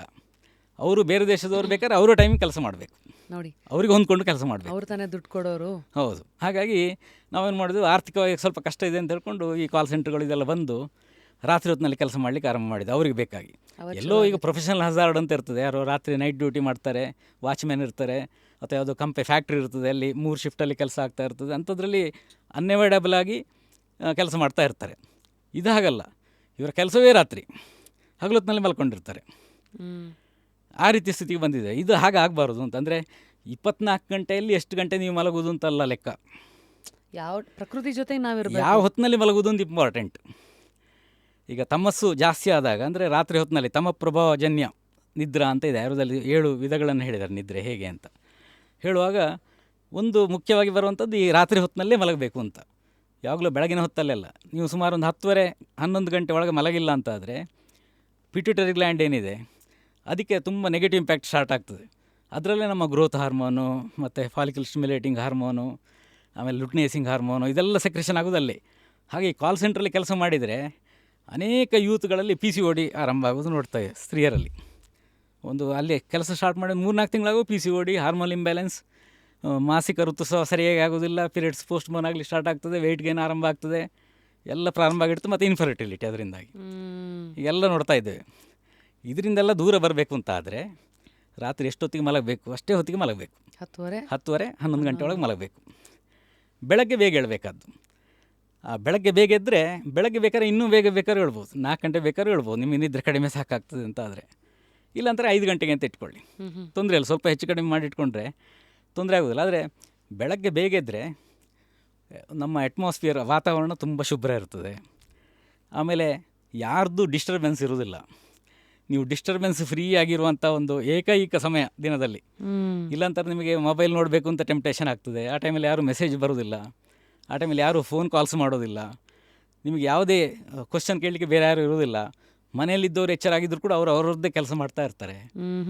ಮನೆಯವ್ರ ಜೊತೆ ಕೂಡ ನಿಮ್ಮ ಹಾಳಾಟ ಆ ಸಮಯದಲ್ಲಿ ಯಾರೂ ಮಾಡೋದಿಲ್ಲ. ಮತ್ತು ಎಷ್ಟೋ ಜನರಿಗೆ ಆಗಾಗ ಫುಡ್ ತಿನ್ನೋ ಚಟ ಇರ್ತದೆ. ಚಟ ಅಂದರೆ ಅಭ್ಯಾಸ ಆಗಿರ್ತದೆ. ಏನೋ ಮಿಕ್ಸ್ಚರ್ ಆಗಾಗ ಸ್ವಲ್ಪ ಸ್ವಲ್ಪ ತಿನ್ನೋದು, ಚಕ್ಕುಲಿ ಕೋಡುಬಳೆ ಏನೋ ತಿಂತಾ ಇರೋದು, ಹಣ್ಣುಗಳು ಎಲ್ಲ ಹಣ್ಣುಗಳಂದ್ರೆ ತುಂಬ ಹೆಲ್ದಿ ಅಂತ ಹೇಳ್ಕೊಂಡು ಅದನ್ನು ಆಗಾಗ ತಿನ್ನೋದು, ಹೀಗೆಲ್ಲ ಅಭ್ಯಾಸ ಮಾಡ್ಕೊಂಡಿರ್ತಾರೆ. ಸ್ಟಡಿ ಮಾಡೋದಿರಲಿ ಅಥವಾ ಮನೇಲಿದ್ದ ಟೈಮಲ್ಲಿ ಹಾಗಿರುವ ಅಭ್ಯಾಸಗಳು ರೂಢಿಯಾಗಿರ್ತದೆ ಎಷ್ಟೋ ಜನರಿಗೆ. ಬೆಳಗ್ಗಿನ ಹೊತ್ತಲ್ಲಿ ನೀವು ಒಂದು ದಿವಸ ಎದ್ದು ನೋಡಿ, ಬೆಳಗ್ಗಿನ ಹೊತ್ತಲ್ಲಿ ನೀವು ಬೇಗ ಎದ್ರಿ ಅಂತಾದರೆ ಬ್ರೇಕ್ಫಾಸ್ಟ್ ಆಗೋ ತನಕ, ಬೆಳಗಿನ ಉಪಹಾರ ಸೇವನೆ ಮಾಡೋ ತನಕ ನಿಮಗೆ ಬೇರೆ ಯಾವುದೂ ತಿನ್ನಬೇಕು ಅಂತ ಅನಿಸೋದಿಲ್ಲ. ನಿಮ್ಮ ಎದುರೇ ಕೋಡುಬಳೆ ತಂದಿಟ್ಟರು ನಿಮ್ಗೆ ತಿನ್ನಬೇಕು ಅಂತ ಅನಿಸೋದಿಲ್ಲ. ಅಂಥ ಒಂದು ಟೈಮ್ ಅದು. ಹಾಗೆ ಫುಡ್ಡಿನ ವಿಷಯದಲ್ಲಿ ನಿಮಗೆ ತುಂಬ ಕಂಟ್ರೋಲ್ ಇರುವಂಥ ಟೈಮ್. ಅದೇ ನೀವು ರಾತ್ರಿ ಊಟ ಮಾಡಿದ ಮೇಲೆ ಮತ್ತೊಂದು 11-12 ಗಂಟೆ ತನಕ ಎಚ್ಚರದಲ್ಲಿದ್ದರೆ ಆ ಟೈಮಲ್ಲಿ ಏನೇನೋ ತಿಂತಾ ಇರ್ತೀರಿ. ಅದು ಪೂರ್ತಿ ಅವಾಯ್ಡ್ ಆಗಬೇಕು ಅಂತಾರೆ ಬೆಳಗ್ಗೆ ಬೇಗ ಹೇಳಬೇಕು. ಹಾಗಾಗಿ ಆಹಾರದ ವಿಷಯದಲ್ಲಿ ಕೂಡ ಅದು ಒಳ್ಳೆಯದು. ಸರಿ. ಆಮೇಲೆ ಬೇರೆ ಎಲ್ಲ ನಿಮ್ಮ ಟೈಮ್ ಅಂತ ಒಬ್ಬರಿಗೆ ನಮ್ಮದೇ ಸಮಯ ಅಂತ ಹೇಳೋದು ಇಡೀ ದಿನದಲ್ಲಿ ಸಿಗೋದು ಯಾವಾಗ ಅಂತೇಳಿ ಬೆಳಗಿನ ಹೊತ್ತೆ. ಬೆಳಗ್ಗೆ ಬೇಗ ಎದ್ದುಬಿಟ್ರೆ ನಮ್ಗೆ ಬೇಕಾದ್ದು ಮಾಡ್ಲಿಕ್ಕೆ ಆಗ್ತದೆ. ಯೋಜನೆ ಮಾಡ್ಬೋದು, ಪ್ಲ್ಯಾನಿಂಗ್ ಮಾಡ್ಬೋದು, ಇಡೀ ಲೈಫ್ ಹೇಗಿರಬೇಕು ಅಂತ, ಆ ದಿವಸ ಹೇಗಿರಬೇಕು ಅಂತ ಪ್ಲ್ಯಾನಿಂಗ್ ಮಾಡ್ಬೋದು, ಓದ್ಬೋದು, ಅಥವಾ ನಮ್ಗೆ ಬೇಕಾದ್ದೇನಿದೆ ಅದನ್ನು ಸ್ಟಡಿ ಮಾಡ್ಬೋದು, ಬೇರೆ ಬೇರೆ ವಿಷಯಗಳನ್ನು ಕಲಿಬೋದು, ಅನೇಕ ವಿಚಾರಗಳು ಮಾಡ್ಬೋದು. ಅದ್ರ ಜೊತೆಗೆ ನಿತ್ಯ ಅಭ್ಯಾಸಕ್ಕೇನು ಬೇಕು, ಪ್ರಾಣಾಯಾಮ, ಸೂರ್ಯ ನಮಸ್ಕಾರ, ಯೋಗಾಸನ, ಇದೆಲ್ಲವನ್ನು ಮಾಡ್ಕೊಳ್ಳಿಕ್ಕೆ ಟೈಮ್ ಸಿಗೋದು ಯಾವಾಗ ಅಂತೇಳಿ ನೀವು ಬೆಳಗ್ಗೆ ಬೇಗ ಎದ್ದರೆ. ಇಲ್ಲಾಂದರೆ ಎದ್ದ ತಕ್ಷಣ ಓಡೋದ್ರಲ್ಲೇ ಇರ್ತೀವಿ. ಹೌದು. ವಾಕಿಂಗ್ ಕೂಡ ಬೆಳಗಿನ ಹೊತ್ತಲ್ಲಿ ವಾಕಿಂಗ್ ಮಾಡಿದರೆ ತುಂಬ ಹೆಲ್ಪ್ಫುಲ್ ಅದು. ಈ ವಾಕಿಂಗ್ ಮಾಡುವಾಗ ಸಾಮಾನ್ಯವಾಗಿ ಕೆಲವರು ಬೆಳಗ್ಗೆ ಟೈಮ್ ಇಲ್ಲ ಅಂತ ಸಂಜೆ ಹೊತ್ತಲ್ಲಿ ಮಾಡ್ತಾರೆ. ಬೆಳಗ್ಗೆ ಮಾಡುವ ವಾಕಿಂಗು ಸಂಜೆ ಮಾಡುವ ವಾಕಿಂಗು ವ್ಯತ್ಯಾಸ ಇದೆ. ಬೆಳಗ್ಗೆ ವಾಕಿಂಗ್ ಮಾಡಿದರೆ ಬರ್ನ್ ಮಾಡಲಿಕ್ಕೆ ದೇಹದಲ್ಲಿ ಕ್ಯಾಲರಿ ಇರೋದಿಲ್ಲ ಅಲ್ಲಿ ಹೆಚ್ಚು. ಹಾಗಾಗಿ directly it will benefit the organs. ನಿಮಗೆ ಹೃದಯ ಸಂಬಂಧಪಟ್ಟ ಕಾಯಿಲೆ ಇದೆ, ಅಥವಾ ಯಾವುದೋ ಡಯಾಬಿಟಿಸ್ ಇದೆ, ಇನ್ಯಾವುದೋ ಥೈರಾಯ್ಡ್ ಪ್ರಾಬ್ಲಮ್ ಇದೆ, ಯಾವುದೋ ಬೇರೆ ಬೇರೆ ಕಾಯಿಲೆಗಳಿರ್ತದೆ ಅಂಗಾಂಗಕ್ಕೆ ಸಂಬಂಧಪಟ್ಟದ್ದು, ಆರ್ಗನ್ ರಿಲೇಟೆಡ್ ಪ್ರಾಬ್ಲಮ್ ಇದೆ ಅಂತ ಆದರೆ, ಇನ್ಫರ್ಟಿಲಿಟಿ ಇದೆ, ವಾಕಿಂಗ್ ಮಾಡಬೇಕಾದ್ದು ಬೆಳಗ್ಗೆ, ಸಂಜೆ ಅಲ್ಲ. ಬೆಳಗ್ಗಿನ ವಾಕಿಂಗ್ ಮಾಡಿದರೆ ನೇರವಾಗಿ ಅದು ಆ ಆರ್ಗನ್ಗೆ ಬೆನಿಫಿಟ್ ಕೊಡ್ತಾ ಹೋಗ್ತದೆ. ಸಂಜೆ ಹೊತ್ತಲ್ಲಿ ಮಾಡಿದರೆ ನೀವು ಬೆಳಗಿಂದ ಜಾಸ್ತಿ ಲೆಕ್ಕಕ್ಕಿಂತ ಜಾಸ್ತಿ ತಿಂದಿರ್ತೀರಿ, ಅದನ್ನು ಫಸ್ಟಿಗೆ ಕರಗಿಸಲಿಕ್ಕೆ ದೇಹ ಕೆಲಸ ಮಾಡ್ತದೆ. ಹಾಗೆ ಫಸ್ಟಿಗೆ ಕ್ಯಾಲರಿ ಬರ್ನ್ ಮಾಡ್ತದೆ, ಆಮೇಲೆ ಆರ್ಗನ್ಸಿಗೆ ಬೆನಿಫಿಟ್ ಮಾಡಲಿಕ್ಕೆ ಆರಂಭ ಮಾಡ್ತದೆ. ಹಾಗಾಗಿ ಸಂಜೆ ವಾಕಿಂಗ್ ಮಾಡಿದರೆ ವೆಯ್ಟ್ ರಿಡಕ್ಷನ್ಗೆ ಸ್ವಲ್ಪ ಹೆಚ್ಚು ಹೆಲ್ಪ್ ಆಗ್ತದೆ. ಬರೀ ವೆಯ್ಟ್ ರಿಡಕ್ಷನ್ ಮಾತ್ರ ಮಾಡಬೇಕು ಅಂತಾರೆ ಸಂಜೆ ಹೊತ್ತಲ್ಲಿ ವಾಕಿಂಗ್ ಮಾಡಿದರೆ ಹೆಚ್ಚು ಹೆಲ್ಪ್ ಆಗ್ತದೆ. ಅದು ಬಿಟ್ಟರೆ ನಮ್ಮ ದೇಹದ ಆರೋಗ್ಯ ಸ್ವಾಸ್ಥ್ಯ ಚೆನ್ನಾಗಿ ಇಟ್ಕೊಳ್ಬೇಕು ಅಂತಾದರೆ ಬೆಳಗ್ಗೆ ವಾಕಿಂಗೇ ಮಾಡಬೇಕು. ಇನ್ನು ಕೆಲವರು ವಾಕಿಂಗ್ ಮಾಡುವಾಗಲೂ ಕೂಡ ಹಾಗೆ, ಅದರಲ್ಲಿ ಒಂದು 6-7 ವಿಷಯಗಳಿದೆ. ಕೆಲವರು ಆಫೀಸ್ನಲ್ಲಿ ಅಥವಾ ಎಲ್ಲ ಕಡೆ ನಾನು ಲಿಫ್ಟ್ ಯೂಸ್ ಮಾಡೋದಿಲ್ಲ, ಬರೀ ಸ್ಟೆಪ್ಸಲ್ಲಿ ಹೋಗಿ ಬರ್ತೇನೆ, ಮೇಲೆ ಕೆಳಗೆ ಹತ್ತಿ ಇಳಿತೇನೆ, ಮನೆಯಲ್ಲೂ ಮೇಲೆ ಕೆಳಗೆ ಹತ್ತಿ ಇಳಿತೇನೆ, ಹೀಗೇನೇನೋ ಥಿಂಕ್ ಮಾಡ್ತಾ ಇರ್ತಾರೆ. ವಾಕಿಂಗ್ ಮಾಡಬೇಕಾದ್ದು ಲೆವೆಲ್ಡ್ ಸರ್ಫೇಸಲ್ಲಿ, ಅದು ಒಂದು. ಎರಡನೇದು ಖಾಲಿ ಹೊಟ್ಟೆಯಲ್ಲಿ, ಅಷ್ಟು ಬೇಕಾದರೆ ನೀರು ಕುಡ್ಕೊಳ್ಬೋದು. ಸರಿ, ಬೇರೆ ಏನು ಕಾಫಿ ಟೀ ಬೆಳಗ್ಗೆದ್ದ ತಕ್ಷಣ ಅದನ್ನು ಕುಡಿಲಿಕ್ಕೆ ಆಯುರ್ವೇದ ಹೇಳಲಿಲ್ಲ. ಜಗತ್ತಿನ ಮುಂದುವರೆದ ರಾಷ್ಟ್ರಗಳಲ್ಲಿರುವ ಈ ಬೆಳಗ್ಗೆ ಎದ್ದ ತಕ್ಷಣ ಬೆಡ್ ಟೀ, ಬೆಡ್ ಕಾಫಿ ಅದು ಕುಡಿಯೋ ಹ್ಯಾಬಿಟ್, ಅದು ಬ್ರಷಿಂಗ್ ಮಾಡೋ ಮೊದಲೇ ಮಾಡುವಂಥ ಒಂದು ಹ್ಯಾಬಿಟ್ ಇದೆ ಅಲ್ವಾ, ಅತ್ಯಂತ ಅನ್ಸೈಂಟಿಫಿಕ್ ಒಂದು ಹ್ಯಾಬಿಟ್ ಅದು. ಯಾಕಂದರೆ ಮೈಕ್ರೋ ಆರ್ಗಾನಿಸಮ್ಸ್ ಎಲ್ಲ ಬಾಯಲ್ಲಿರೋದು ನೋಡಿ, ಬಾಯ ಒಳಗಡೆ ಹೋಗಲಿಕ್ಕೆ ಅದು ನೇರವಾಗಿ ಒಂದು ದಾರಿ ಆಗ್ತದೆ. ಮತ್ತು ಬ್ರಷಿಂಗ್ ಮಾಡೋದು ಯಾಕೆ? ಈಗ ಬೆಳಗ್ಗೆ ಬ್ರಷಿಂಗ್ ಮಾಡೋ ಮೊದಲೇ ನೀವು ಏನೋ ನೀರು ಕುಡಿತೀರಿ, ಕಾಫಿ ಕುಡಿತೀರಿ, ಟೀ ಕುಡಿತೀರಿ ಅಂತಾರೆ, ಮತ್ತು ಬ್ರಷಿಂಗ್ ಮಾಡೋದು ಯಾವ ಪುರುಷಾರ್ಥಕ್ಕೆ ಅಂತ ನಾವು ಆಲೋಚನೆ ಮಾಡಬೇಕು. ಸರ್, ತುಂಬ ಇನ್ಸ್ಟಾದಲ್ಲಿ ಏನೇನೋ ವಿಡಿಯೋಗಳು ನೋಡಿದ್ವಿ, ಯಾರೋ ಒಬ್ಬರು ಹೇಳ್ತಾರೆ ಬೆಳಗ್ಗೆ ಹಲ್ಲು ಜೋಷ್ಟೇ ಬೇಡ ಅಂತಾರೆ. ಇನ್ನು ಈ ಆಯಿಲ್ ಪುಲ್ಲಿಂಗ್ ಬಗ್ಗೆ ನಾವು ಕೇಳಿದ್ದೀವಿ, ಆಯುರ್ವೇದದ ಆಯಿಲ್ ಹೇಳ್ತೇನೆ. ಸೊ ಯಾವ ಕಡೆ ತಿರ್ಕೋಬೇಕು ಸರ್? ಹಾಗಲ್ಲ, ಬ್ರಷಿಂಗ್ ಈಗ ಬ್ರಷಿಂಗ್ ಮಾಡಬಾರ್ದು ಅಂತೇಳಿ ಪ್ರಾಣಿಗಳು ಹಾಗಿರ್ತಾರೆ ಅಂತ ಎಕ್ಸಾಂಪಲ್ ಕೊಡ್ತಾರೆ ಕೆಲವರು. ಈ ಪ್ರಾಣಿಗಳ ದನಗಳೆಲ್ಲ ಬ್ರಷಿಂಗ್ ಮಾಡೋದಿಲ್ಲ, ಎಷ್ಟು ಹಲ್ಲು ಸ್ವಚ್ಛವಾಗಿರ್ತದೆ ನೋಡಿ ಅಂತ. ಎಲ್ಲವೂ ಪ್ರಾಣಿಗಳು ಮಾಡಿದ ಹಾಗೆ ನಮಗೆ ಮಾಡಲಿಕ್ಕೆ ಆಗೋದಿಲ್ಲ. ಈಗ ಉದಾಹರಣೆಗೆ ಈಗ ಜನ್ರೇಷನ್ಗೆ ಈಗ ಹುಲಿಗಳ ಜನ್ರೇಷನ್ ಅಂತ ಇಟ್ಕೊಳ್ಳಿ, ಈ ಪೀಳಿಗೆ ಹುಲಿಗಳು, ಅದಕ್ಕೆ ಯಾರಾದರೂ ಆಬ್ಸ್ಟೆಟಿಷಿಯನ್ ಇದ್ದಾರಾ, ಗೈನಕಾಲಜಿಸ್ಟ್ ಇದ್ದಾರಾ, ಸ್ತ್ರೀ ರೋಗ ಪ್ರಸೂತಿ ತಜ್ಞರು ಯಾರೂ ಇಲ್ಲ. ಎಲ್ಲೋ ನೀವು ಝೂವಲ್ಲಿ ಇಟ್ಕೊಂಡಿದ್ದಾಗ ವೆಟರ್ನರಿ ಡಾಕ್ಟರ್ಸ್ ಇರ್ತಾರೆ ಅಂತ ಹೇಳೋದು ಬಿಟ್ಟರೆ, ಹೊರಗಡೆ ಕಾಡಿನಲ್ಲಿರುವಂಥ ಯಾವುದೇ ಪ್ರಾಣಿಗೆ ಡಾಕ್ಟ್ರ್ ಇಲ್ಲ. ಆದರೂ ಡೆಲಿವರಿ ಎಲ್ಲ ಆಗ್ತದೆ. ಅವರ ನೆಕ್ಸ್ಟ್ ಪೀಳಿಗೆ ಯಾವುದಿದೆ ಅದು ಹಾಗೆ ಸ್ಟ್ರಾಂಗ್ ಇದೆ. ಹಿಂದಿನ 100 ವರ್ಷ ಹಿಂದೆ ಇದ್ದ ಎಲಿಫೆಂಟ್ ಇವತ್ತಿನ ಎಲಿಫೆಂಟ್ಗಿಂತ ಆನೆಗಿಂತ ಹೆಚ್ಚು ಸ್ಟ್ರಾಂಗ್ ಅಂತಿಲ್ಲ. ಅದೇ ಸ್ಟ್ರೆಂತನ್ನು ಮೇಂಟೈನ್ ಮಾಡ್ತಾ ಇರೋದೆ. ಪ್ರಾಬ್ಲಮ್ ಇರೋದು ಎಲ್ಲಿ ಅಂತಲ್ಲ ಮನುಷ್ಯರಲ್ಲಿ. ಅದು ಯಾಕೆಂತ ವಿವರ ಹೇಳ್ತಾ ಹೋಗ್ತೇನೆ. ಹಾಗೆ ಈ ವಾಕಿಂಗ್ ಮಾಡುವಾಗ ಅಥವಾ ವ್ಯಾಯಾಮ ಮಾಡುವಾಗ ಈ ನಡಿಗೆ ಚಂಕ್ರಮಣ ಅಂತ ಆಯುರ್ವೇದದಲ್ಲಿ ಹೇಳಿದ್ದು ವಾಕಿಂಗಿಗೆ.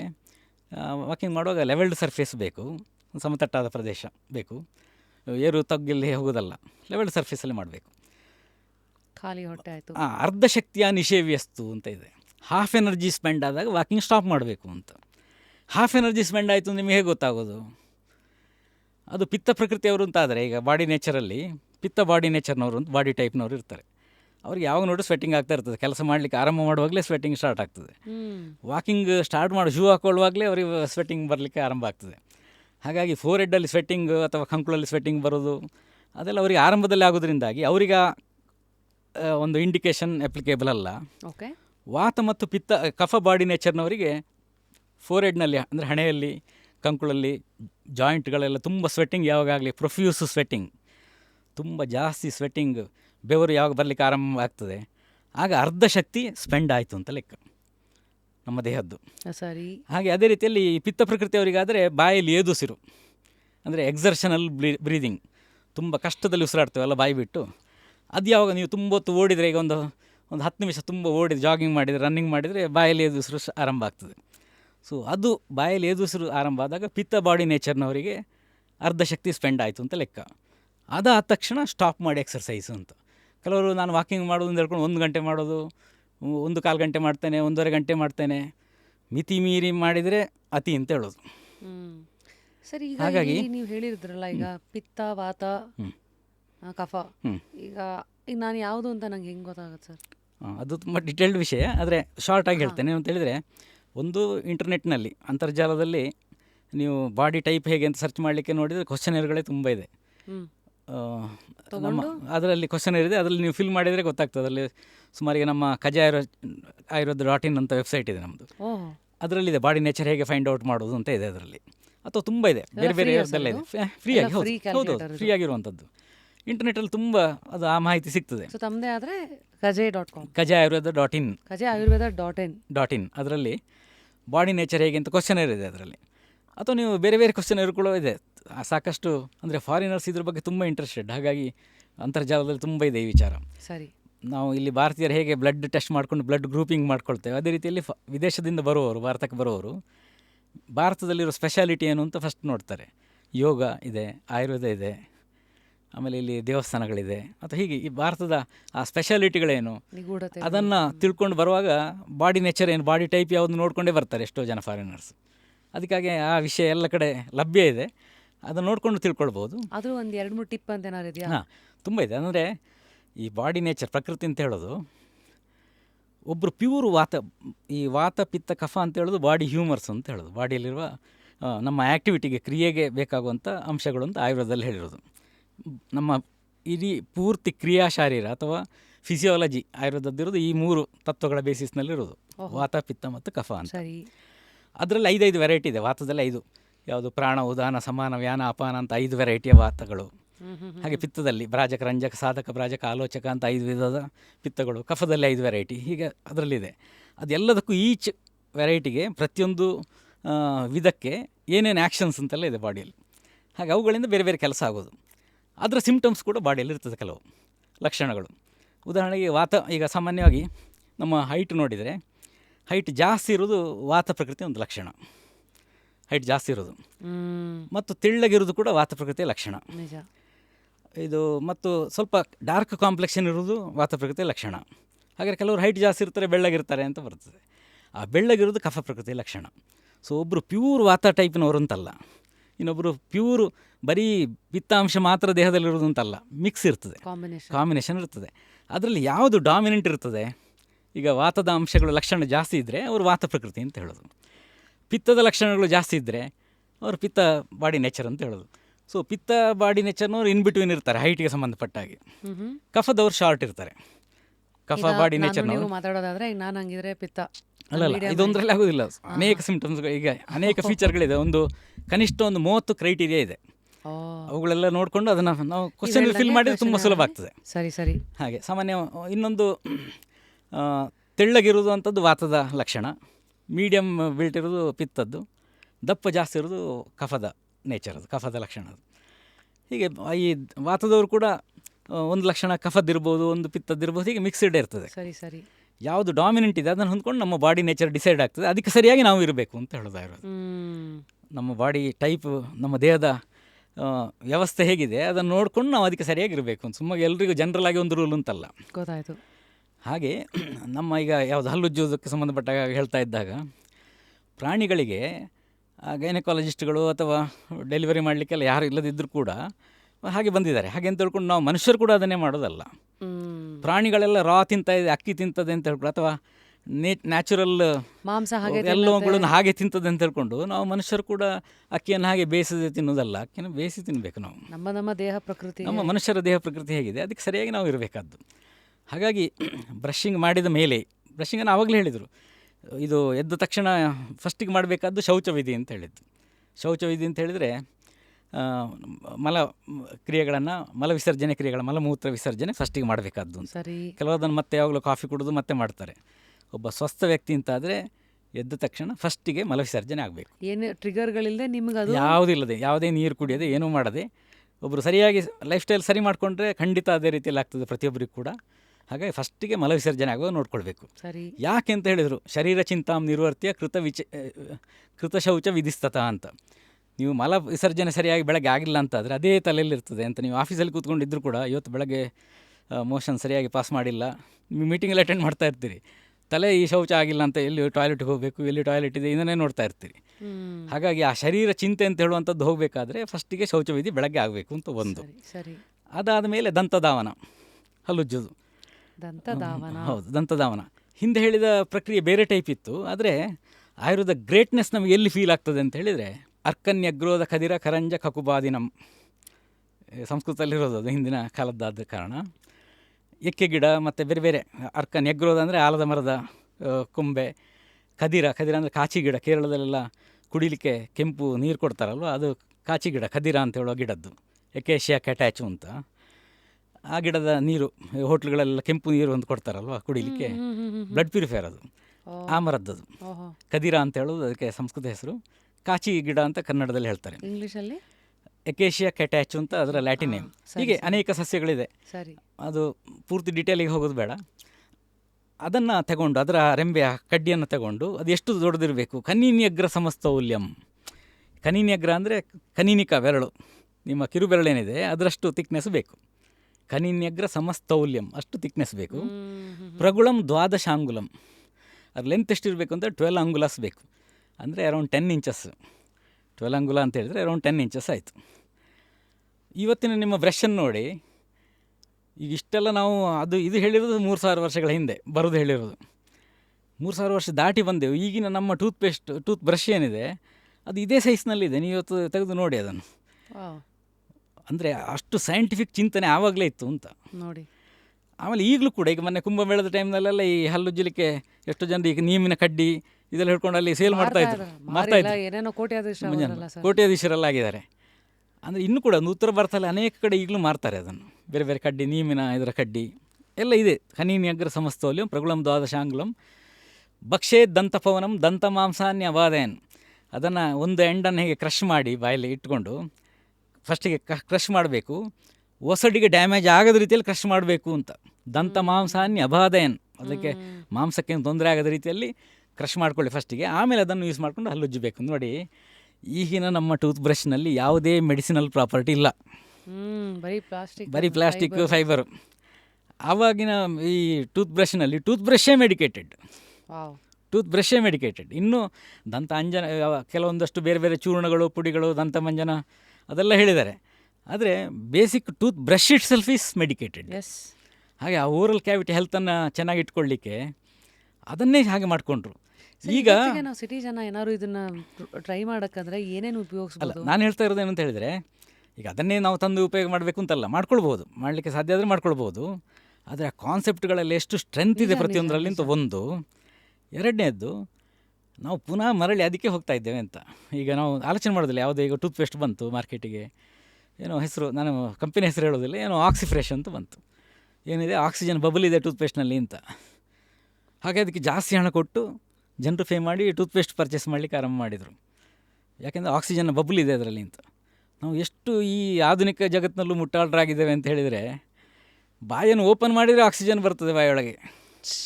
ಇನ್ನು ಟೂತ್ಪೇಸ್ಟ್ನಾಗೆ ನಾವು ಜಾಸ್ತಿ ಹಣ ಕೊಟ್ಟು ಅದರಲ್ಲಿ ಆಕ್ಸಿಜನ್ ಬಬಲ್ ಅಂತ ಯಾಕೆ ನಮಗೆ ಬೇಕು? ಆಮೇಲೆ ಈಗ ಟೂತ್ಪೇಸ್ಟ್ಗಳು ವಿದ್ ಸಾಲ್ಟ್ ಅಂತ ಬರಲಿಕ್ಕೆ ಆರಂಭ ಆಗಿದೆ. ಹಿಂದೆಲ್ಲ ಉಪ್ಪು ಹಾಕಿ ಹಲ್ಲುಜ್ಜುತ್ತಾ ಇದ್ರಲ್ಲ, ಈಗ ಇಷ್ಟೆಲ್ಲ ಆಧುನಿಕ ಜಗತ್ತಿಗೆ ಹೋದ್ಮೇಲೆ ಈಗ ವಿದ್ ಸಾಲ್ಟ್ ಅಥವಾ ವಿದ್ ಹರ್ಬಲ್ ಟೂತ್ಪೇಸ್ಟ್ಗಳು ಇದೆಲ್ಲ ಬರಲಿಕ್ಕೆ ಆರಂಭ ಆಯಿತು. ಸೊ ಬೇಸಿಕ್ಲಿ ಯಾವುದು ಹಾಗೆ ಇತ್ತು ಅದನ್ನೆಲ್ಲ ಆಧುನಿಕತೆ ಮೂಲಕ ಮತ್ತೆ ಟ್ಯೂಬ್ಗಳಲ್ಲಿ ತಂದು ಮತ್ತೆ ನಮಗೆ ಅದು ಬರ್ತಾ ಇದೆ. ಹಾಗೆ ದಂತ ಇದು ಧಾವನ ಮಾಡಬೇಕಾದ್ದು, ಟೂತ್ ಬ್ರಷಿಂಗ್ ಮಾಡಬೇಕಾದ್ದು. ಇದಕ್ಕೆ ಮೊದಲು ವ್ಯಾಯಾಮ ಹೇಳ್ತಾ ಇದ್ದೆ, ಅದು ನಂತರ ಮಾಡಬೇಕಾದ್ದು. ವ್ಯಾಯಾಮ ವಾಕಿಂಗ್ ಹೇಗೆ ಮಾಡಬೇಕು ಅಂತ ಹೇಳ್ತಾ ಇದ್ದೆ. ಲೆವೆಲ್ಡ್ ಸರ್ಫೇಸಲ್ಲಿ ಮಾಡಬೇಕು. ಮ್ಯಾಕ್ಸಿಮಮ್ 40 ನಿಮಿಷ, ಅರ್ಧ ಶಕ್ತಿ ಸ್ಪೆಂಡ್ ಆಗೋದಂದರೆ ಸಾಮಾನ್ಯ ಈಗಿನ ಜನರಲ್ಲಿ ಸ್ಟಡಿ ಮಾಡಿ ನೋಡಿದರೆ 40 ನಿಮಿಷ ಇರ್ತದೆ ಅದು. ಸರಿ. ಅರ್ಧ ಶಕ್ತಿ, ಹಾಫ್. ಸೊ 30 to 40 ಮಿನಿಟ್ಸ್ ಇರ್ತದೆ. ಕೆಲವ್ರದ್ದು ಒಂದು 30 ನಿಮಿಷ ಇರ್ತದೆ, ಮ್ಯಾಕ್ಸಿಮಮ್ 40 ಮಿನಿಟ್ಸ್. ಹಾಗಾಗಿ ವಾಕಿಂಗ್ ಮಾಡೋರು 30ರಿಂದ 40 ನಿಮಿಷ ಮಾಡಬೇಕಾದ್ದು. ಅಥವಾ ಎಕ್ಸರ್ಸೈಸ್ ಮಾಡೋದು 30ರಿಂದ 40 ನಿಮಿಷ ಅಷ್ಟೇ ಹೊತ್ತು ಮಾಡಬೇಕಾದ್ದು. 30 ನಿಮಿಷ ಕಡಿಮೆ ಮಾಡಿದರೂ ಉಪಯೋಗ ಇಲ್ಲ. 40 ನಿಮಿಷ ಜಾಸ್ತಿ ಮಾಡಿದರೂ ಉಪಯೋಗ ಇಲ್ಲ. ಜಾಸ್ತಿ ಮಾಡಿದ್ರೆ ಯೂಶಲಿ ಜಾಸ್ತಿ ಮಾಡಿದರೆ ಮಿತಿ ಮೀರಿದರೆ ಅತಿ ಅಂತ ಆಗಲೇ ಹೇಳಿದೆ ಅಲ್ವಾ. ಗಜಂ ಸಿಂಹ ಯುವಾಕರ್ಷನ್ ವಿನಶ್ಯತಿ ಅಂತ ಹೇಳಿದೆ. ಅಂದರೆ ನಮ್ಮ ಬಾಡಿಗೆ ಅದು ನೆಗೆಟಿವ್ ಇಂಪ್ಯಾಕ್ಟನ್ನು ಕೊಡ್ತಾ ಹೋಗ್ತದೆ. ಯಾವುದೇ ಕೆಲಸ ಆದರೂ ಎಷ್ಟು ಮಾಡಬೇಕು ಅಷ್ಟೇ ಮಾಡಬೇಕು. ಈಗ ನೀವು ಒಂದು ಪಾಯಸ ಮಾಡಬೇಕು ಅಂತಾದರೆ ಎಷ್ಟು ಹೊತ್ತು ಅದನ್ನು ಕುದಿಸಬೇಕು ಅಷ್ಟೇ ಹೊತ್ತು. ಸ್ವಲ್ಪ ಜಾಸ್ತಿ ಹೊತ್ತು ಮಾಡಿದರೆ ಅದು ಅಡಿ ಹಿಡಿತದೆ, ಏನೋ ಸ್ಮೆಲ್ ಬರಲಿಕ್ಕೆ ಸ್ಟಾರ್ಟ್ ಆಗ್ತದೆ, ಹಾಳಾಗ್ತದೆ, ಸ್ಪಾಯ್ಲ್ ಆಗಿಬಿಡ್ತದೆ. ಅದೇ ರೀತಿ ಗಜಂ ಸಿಂಹಕ್ಕೆ ಸ್ಟ್ರೆಂತ್ ಆನೆಗಿಂತ ಕಡಿಮೆ ಇದ್ದರೂ ಕೂಡ, ಇದು ಆನೆಗೆ ಸ್ಟ್ರೆಂತ್ ಜಾಸ್ತಿ ಇದ್ದರೂ ಕೂಡ ಸಿಂಹ ಅದನ್ನು ಅಟ್ಯಾಕ್ ಮಾಡಿ ಕೊಲ್ತದೆ ಆನೆಯನ್ನು. ಹಾಗೆ ನಾವು ಕೂಡ ಸಾಯ್ತೇವೆ ಅಂತ. ಸ್ಟ್ರೆಂತ್ ಜಾಸ್ತಿ ಇರ್ಬೋದು. ಇವತ್ತು ಕೂಡ ಹಾಗೆ ನೋಡಿ, ಈಗ ಸ್ಟ್ರಾಂಗೆಸ್ಟ್ ಎನಿಮಲ್ಗಳಲ್ಲಿ ಎಲಿಫೆಂಟ್ ಒಂದು. ಅದು ತನವನ್ನು ಬಿಟ್ಕೊಳ್ಳಿಲ್ಲ ಅಂತ ಮೊದಲಿನಲ್ಲೂ. ಅದು ಆಹಾರ ಇರಲಿ, ಪ್ಯೂರ್ ವೆಜಿಟೇರಿಯನ್ ಅದು. ಅಷ್ಟಿದ್ದು ಜಗತ್ತಿನ ಸ್ಟ್ರಾಂಗೆಸ್ಟ್ ಎನಿಮಲ್ಗಳೇ ಅದು ಒಂದು. ಅಥವಾ ನಾವು ಪವರಿಗೆ ಕಂಪೇರ್ ಮಾಡುವಾಗ ಯಾವಾಗಲೂ ಹಾರ್ಸ್ ಪವರ್ ಇದನ್ನು ಹೇಳ್ತೇವೆ. ಹಾರ್ಸ್ ಕೂಡ ಪ್ಯೂರ್ ವೆಜಿಟೇರಿಯನ್. ಹಾಗಾಗಿ ನಾವು ಶಕ್ತಿಗೆ ಬೇಕಾಗಿ ನಮ್ಮ ಫುಡ್ ಸಿಸ್ಟಮನ್ನು ಚೇಂಜ್ ಮಾಡಬೇಕಾದ ಅಗತ್ಯ ಇಲ್ಲ. ನಮ್ಮ ಟ್ರೆಡಿಷನಲ್ ನಮ್ಮ ಹೇಗೆ ಬಂದಿದೆ ಫುಡ್ ಸಿಸ್ಟಮ್ ಏನು ಬಂದಿದೆ ಅದನ್ನೇ ಕಂಟಿನ್ಯೂ ಮಾಡ್ಕೊಳ್ಬೇಕು ನಾವು. ಇನ್ನೀಗ ಈ ವಾಕಿಂಗಿಗೆ ಬಂದರೆ ಲೆವೆಲ್ಡ್ ಸರ್ಫೇಸಲ್ಲಿರಬೇಕು, 30-40 ನಿಮಿಷ ಇರಬೇಕು. ಆಮೇಲೆ ಬೆಳಗ್ಗೆ ಹೊತ್ತಿನಲ್ಲಿ ಮಾಡಬೇಕು. ಯಾಕೆಂತ ಹೇಳಿದ್ರೆ ಬೆಳಗ್ಗೆ ಹೊತ್ತಲ್ಲಿ ಮಾಡಿದರೆ ಆರ್ಗನ್ಸಿಗೆ ಬೆನಿಫಿಟ್ ಆಗ್ತದೆ. ವಿದೌಟ್ ಬ್ರೇಕ್, ಮಧ್ಯದಲ್ಲಿ ಬ್ರೇಕ್ ಕೊಡದೆ ಮಾಡಬೇಕು ಅಷ್ಟು ಹೊತ್ತು. ಈ ಕೆಲವರು ನಾನು ಆಫೀಸಿಗೆ ಹೋಗ್ತಾ 20 ನಿಮಿಷ ಮಾಡ್ತೇನೆ, ಆಫೀಸಿಂದ ಬರುವಾಗ 20 ನಿಮಿಷ, ಅದು ವಾಂಡರಿಂಗ್ ಅಂತ ಹೇಳೋದು. ಅದಕ್ಕೆ ವಾಕಿಂಗ್ ಅಲ್ಲ ಅದು. ವಾಕಿಂಗ್ ಅಂದರೆ ಸ್ಪೆಸಿಫಿಕ್ ಆಗಿ ನೀವು ಅದಕ್ಕೆ ಪ್ರಿಪೇರ್ ಆಗಿ ಮಾಡುವಂಥದ್ದು. ಹಾಗೆ ನೀವು ಸ್ವೆಟ್ ಆಗಬೇಕು ಅಂತ ಮಾಡ್ತಾ ಇರ್ತೀರಿ. ಆಫೀಸಿಗೆ ಹೋಗುವಾಗಾದರೆ ಎಲ್ಲೋ ಪೌಡ್ರ್ ಹೋಗಬಾರ್ದು ಅಥವಾ ಮೇಕಪ್ ಎಲ್ಲ ಬಿಡಬಾರ್ದು, ತುಂಬ ಕೇರ್ಫುಲ್ಲಾಗಿ ವಾಕಿಂಗ್ ಮಾಡ್ತೀರಿ. ಅದು ವಾಕಿಂಗ್ ಆಗೋದಿಲ್ಲ, ಅದು ವಾಂಡ್ರಿಂಗ್ ಆಯ್ತು ಅಷ್ಟೇ. ಹಾಗಾಗಿ ಆಫೀಸ್ನಲ್ಲಿ ನಾನು ಆಚೆ ಈಚೆ ಓಡಾಡ್ತೇನೆ ಅಥವಾ ಮನೆಯಲ್ಲಿ ಮತ್ತೆ ಕೆಲಸ ಮಾಡ್ತಾ ಇರ್ತೇನೆ, ಅದಲ್ಲ. ಪ್ರತ್ಯೇಕವಾಗಿ ಪ್ರತಿ ದಿವಸ ಪ್ರತಿಯೊಬ್ಬರು ಕೂಡ ವಾಕಿಂಗ್ ಮಾಡಿದರೆ ಅದು ನಮ್ಮ ಹೆಲ್ತನ್ನು ತುಂಬ ಎಲ್ಲ ಮಸಲ್ಗಳನ್ನು ಚೆನ್ನಾಗಿ ಇಟ್ಕೊಳ್ಳಿಕ್ಕೆ, ಸ್ಟ್ರಾಂಗ್ ಆಗಿ ಇಟ್ಕೊಳ್ಳಿಕ್ಕೆ ಅದು ಹೆಲ್ಪ್ ಮಾಡ್ತದೆ. Thanks for the tip. ಯಾಕಂದರೆ ನೀವು ಅದೊಂದು ಸೂಕ್ಷ್ಮವಾಗಿ ಹೇಳಿದ್ರಿ, ಮನೆ ಕೆಲಸ ಮಾಡಿಬಿಡ್ತೀನಿ ಅಂದ ತಕ್ಷಣ ಇದು ವರ್ಕ್ ಆಗೋದು ಲೆಕ್ಕಕ್ಕೆ ಬರಲ್ಲ ಅಂತ. ಇಲ್ಲ, ಅದು ಯೂಶಲಿ ಯಾಕೆ ಸರ್? ಅದು ಕೂತ್ಕೊಂಡು ಈಗ ಕೆಲಸ ಮಾಡುವವರಿಗೆ, ನಾನು ಡಾಕ್ಟ್ರು ಕೂತ್ಕೊಂಡೇ ಇರ್ತೇನೆ ಇಡೀ ದಿವಸ, ಅದು ಪ್ರೊಫೆಷನಲ್ ಹಜಾರ್ಡ್, ಅದು ನಮ್ಮ ವೃತ್ತಿಯ ದುರಂತಗಳದು ಕೆಲವು, ಅದರಿಂದಾಗಿ ಬರೋ ನೆಗೆಟಿವ್ ಎಫೆಕ್ಟ್. ಅದ್ರ ಬದಲು ಆಚೆ ಈಚೆ ಓಡಾಡ್ತಾ ಇರೋದು, ಮನೆಯಲ್ಲಿ ಕೆಲಸ ಮಾಡ್ತಾ ಇರೋದು, ಅದೆಲ್ಲ ಹೆಲ್ಪ್ ಆಗ್ತದೆ. ಆದರೆ ಅದುವೇ ವಾಕಿಂಗ್ ಅಲ್ಲ. ವಾಕಿಂಗ್ ಅಂದರೆ ಸಪ್ರೇಟ್ ಆಗಿದೆ, ಸ್ಪೆಸಿಫಿಕ್ ಆಗಿ ಬ್ರಿಸ್ಕ್ ಅಂದರೆ ನಮಗಾಗುವಷ್ಟು ಫಾಸ್ಟ್ ಅಂತ. ನಮಗೆಷ್ಟು ಫಾಸ್ಟ್ ಆಗ್ತದೆ ಇನ್ನೊಬ್ಬರಿಗೆ ಕಂಪೇರ್ ಮಾಡಬೇಡಿ. ಈಗ ಗಂಡ ಹೆಂಡತಿ ಇಬ್ಬರು ವಾಕಿಂಗ್ ಹೋಗ್ತಾ ಇದ್ದಾರೆ ಅಂತ ಆದರೆ, ಅಥವಾ ಫ್ರೆಂಡ್ಸ್ ಕ್ಲಾಸ್ಮೇಟ್ಸ್ ಇಬ್ಬರು ವಾಕಿಂಗ್ ಹೋಗ್ತಾ ಇದ್ದಾರೆ ಅಂತ ಆದರೆ, ಯಾರು ಅವರು ಫಾಸ್ಟ್ ಹೋಗ್ತಾ ಇದ್ದಾರೆ ಸ್ಲೋ ಹೋಗ್ತಾ ಇದ್ದಾರೆ ಆ ರೀತಿಯಲ್ಲಿ ಕಂಪೇರ್ ಮಾಡಬಾರ್ದು. ನಮಗೆ ಎಷ್ಟು ಫಾಸ್ಟ್ ವಾಕ್ ಮಾಡಲಿಕ್ಕೆ ಆಗ್ತದೆ ಅಷ್ಟು ಫಾಸ್ಟ್ ನಾವು ವಾಕ್ ಮಾಡಬೇಕಾದ್ದು. ಇನ್ನು ಕೆಲವರು ಟ್ರೆಡ್ಮೇಲ್ ಮೆಷಿನಲ್ಲಿ ಮಾಡ್ತಾರೆ. ಹೊರಗಡೆ ವಾಕಿಂಗ್ ಮಾಡಿದರೆ ಬೆಸ್ಟ್. ಯಾಕೆ? ವಾತಾವರಣ ಸಿಗ್ತದೆ, ಅದು ಒಂದು. ಅದಕ್ಕಿಂತಲೂ ಹೆಚ್ಚು ನೀವು ಹೊರಗಡೆ ವಾಕಿಂಗ್ ಮಾಡುವಾಗ ಫೈನ್ ಟ್ಯೂನಿಂಗ್ ಅಂತ ಹೇಳೋದು ಇರ್ತದೆ ಅಂತ. ಈಗ ಒಂದು ಸ್ಯಾಂಕಿ ಟ್ಯಾಂಕ್ ಅಥವಾ ಯಾವುದೋ ಒಂದು ಕೆರೆಗೆ ನೀವು ಸುತ್ತಲೂ ಒಂದು ವಾಕಿಂಗ್ ಮಾಡ್ತಾ ಇದ್ದೀರಿ. ಪೂರ್ತಿ ವಾಕಿಂಗನ್ನು ನೀವು ಒಂದೇ ಸ್ಪೀಡ್ನಲ್ಲಿ ಮಾಡೋದಿಲ್ಲ. ಸ್ವಲ್ಪ ಹೊತ್ತು ನೀವು ಸ್ವಲ್ಪ ಫಾಸ್ಟ್ ಹೋಗ್ತೀರಿ, ಮತ್ತು ಪುನಃ ಸ್ಲೋ ಮಾಡ್ಕೊಳ್ತೀರಿ, ಮತ್ತು ಪುನಃ ಫಾಸ್ಟ್ ಇಂಟೆನ್ಷನಲ್ ಆಗಿ ಮಾಡ್ಕೊಳ್ಳೋದಿಲ್ಲ. ನಮಗೆ ಮೈಂಡ್ ಹೇಳ್ತದೆ ಸ್ಲೋ ಹೋಗು ಅಂತ, ನಾವು ಸ್ಲೋ ಹೋಗ್ತೇವೆ. ಇನ್ನೊಂದು ಸ್ವಲ್ಪ ಹೊತ್ತು ಕಳೆದ ಮೇಲೆ ಫಾಸ್ಟ್ ಹೋಗು ಅಂತ ಹೇಳಿ. ಹಾಗೆ ಇಬ್ಬರು ಗಂಡ ಹೆಂಡತಿ ವಾಕಿಂಗ್ ಮಾಡ್ತಾಯಿದ್ರೆ, ಸ್ಟಾರ್ಟ್ ಒಟ್ಟಿಗೆ ಮಾಡಿದರೆ ಆರಂಭ, ಸ್ವಲ್ಪ ಗಂಡ ಸ್ವಲ್ಪ ಮುಂದೆ ಹೋಗ್ತಾನೆ, ಮತ್ತು ಸ್ವಲ್ಪ ಕಳೆದ ಹೆಂಡತಿ ಮುಂದೆ ಹೋಗ್ತಾರೆ. ಹೀಗೆ ಆ ಕಡೆ ಈ ಕಡೆ ಆಗ್ತಾ ಇರ್ತದೆ ಅದು. ಯಾಕೆಂತ ಹೇಳಿದರೆ ಬಾಡಿ ಫೈನ್ ಟ್ಯೂನಿಂಗ್ ಮಾಡ್ತಾ ಇರ್ತದೆ. ನಮ್ಮ ಹೃದಯ ಅದಕ್ಕೆ ಬೇಕಾಗೋದು. ನೀವು ಕಾರ್ಡಿಯೋ ಎಕ್ಸರ್ಸೈಸ್ ಇರಲಿ ಅಥವಾ ಯಾವುದೇ ಇರಲಿ, ನಮ್ಮ ಬಾಡಿಗೆ ಬೇಕಾದ ಹಾಗೆ ಅಡ್ಜಸ್ಟ್ಮೆಂಟನ್ನು, ಫೈನ್ ಟ್ಯೂನಿಂಗ್. ಹಿಂದೆಲ್ಲ ಈ ರೇಡಿಯೋ ಸ್ಟೇಷನ್ ಇರ್ತಿತ್ತಲ್ವ, ಅಲ್ಲಿ ಫಸ್ಟಿಗೆ ಯಾವುದು ಸ್ಟೇಷನ್ ಸಿಗ್ತದೆ, ಈಗ ಸ್ಟೇಷನ್ ಸಿಗೋ ತನಕ ಟ್ಯೂನಿಂಗ್ ಮಾಡ್ತೀರಿ. ಮತ್ತೊಂದು ಫೈನ್ ಟ್ಯೂನಿಂಗ್ ನಾವು ಬಂತ ಇರ್ತಿತ್ತು ಇನ್ನೊಂದು, ಅದು ಮಾಡಿದರೆ ಕ್ಲಿಯರಾಗಿ ಕೇಳಲಿಕ್ಕೆ ಆರಂಭ ಆಗ್ತದೆ.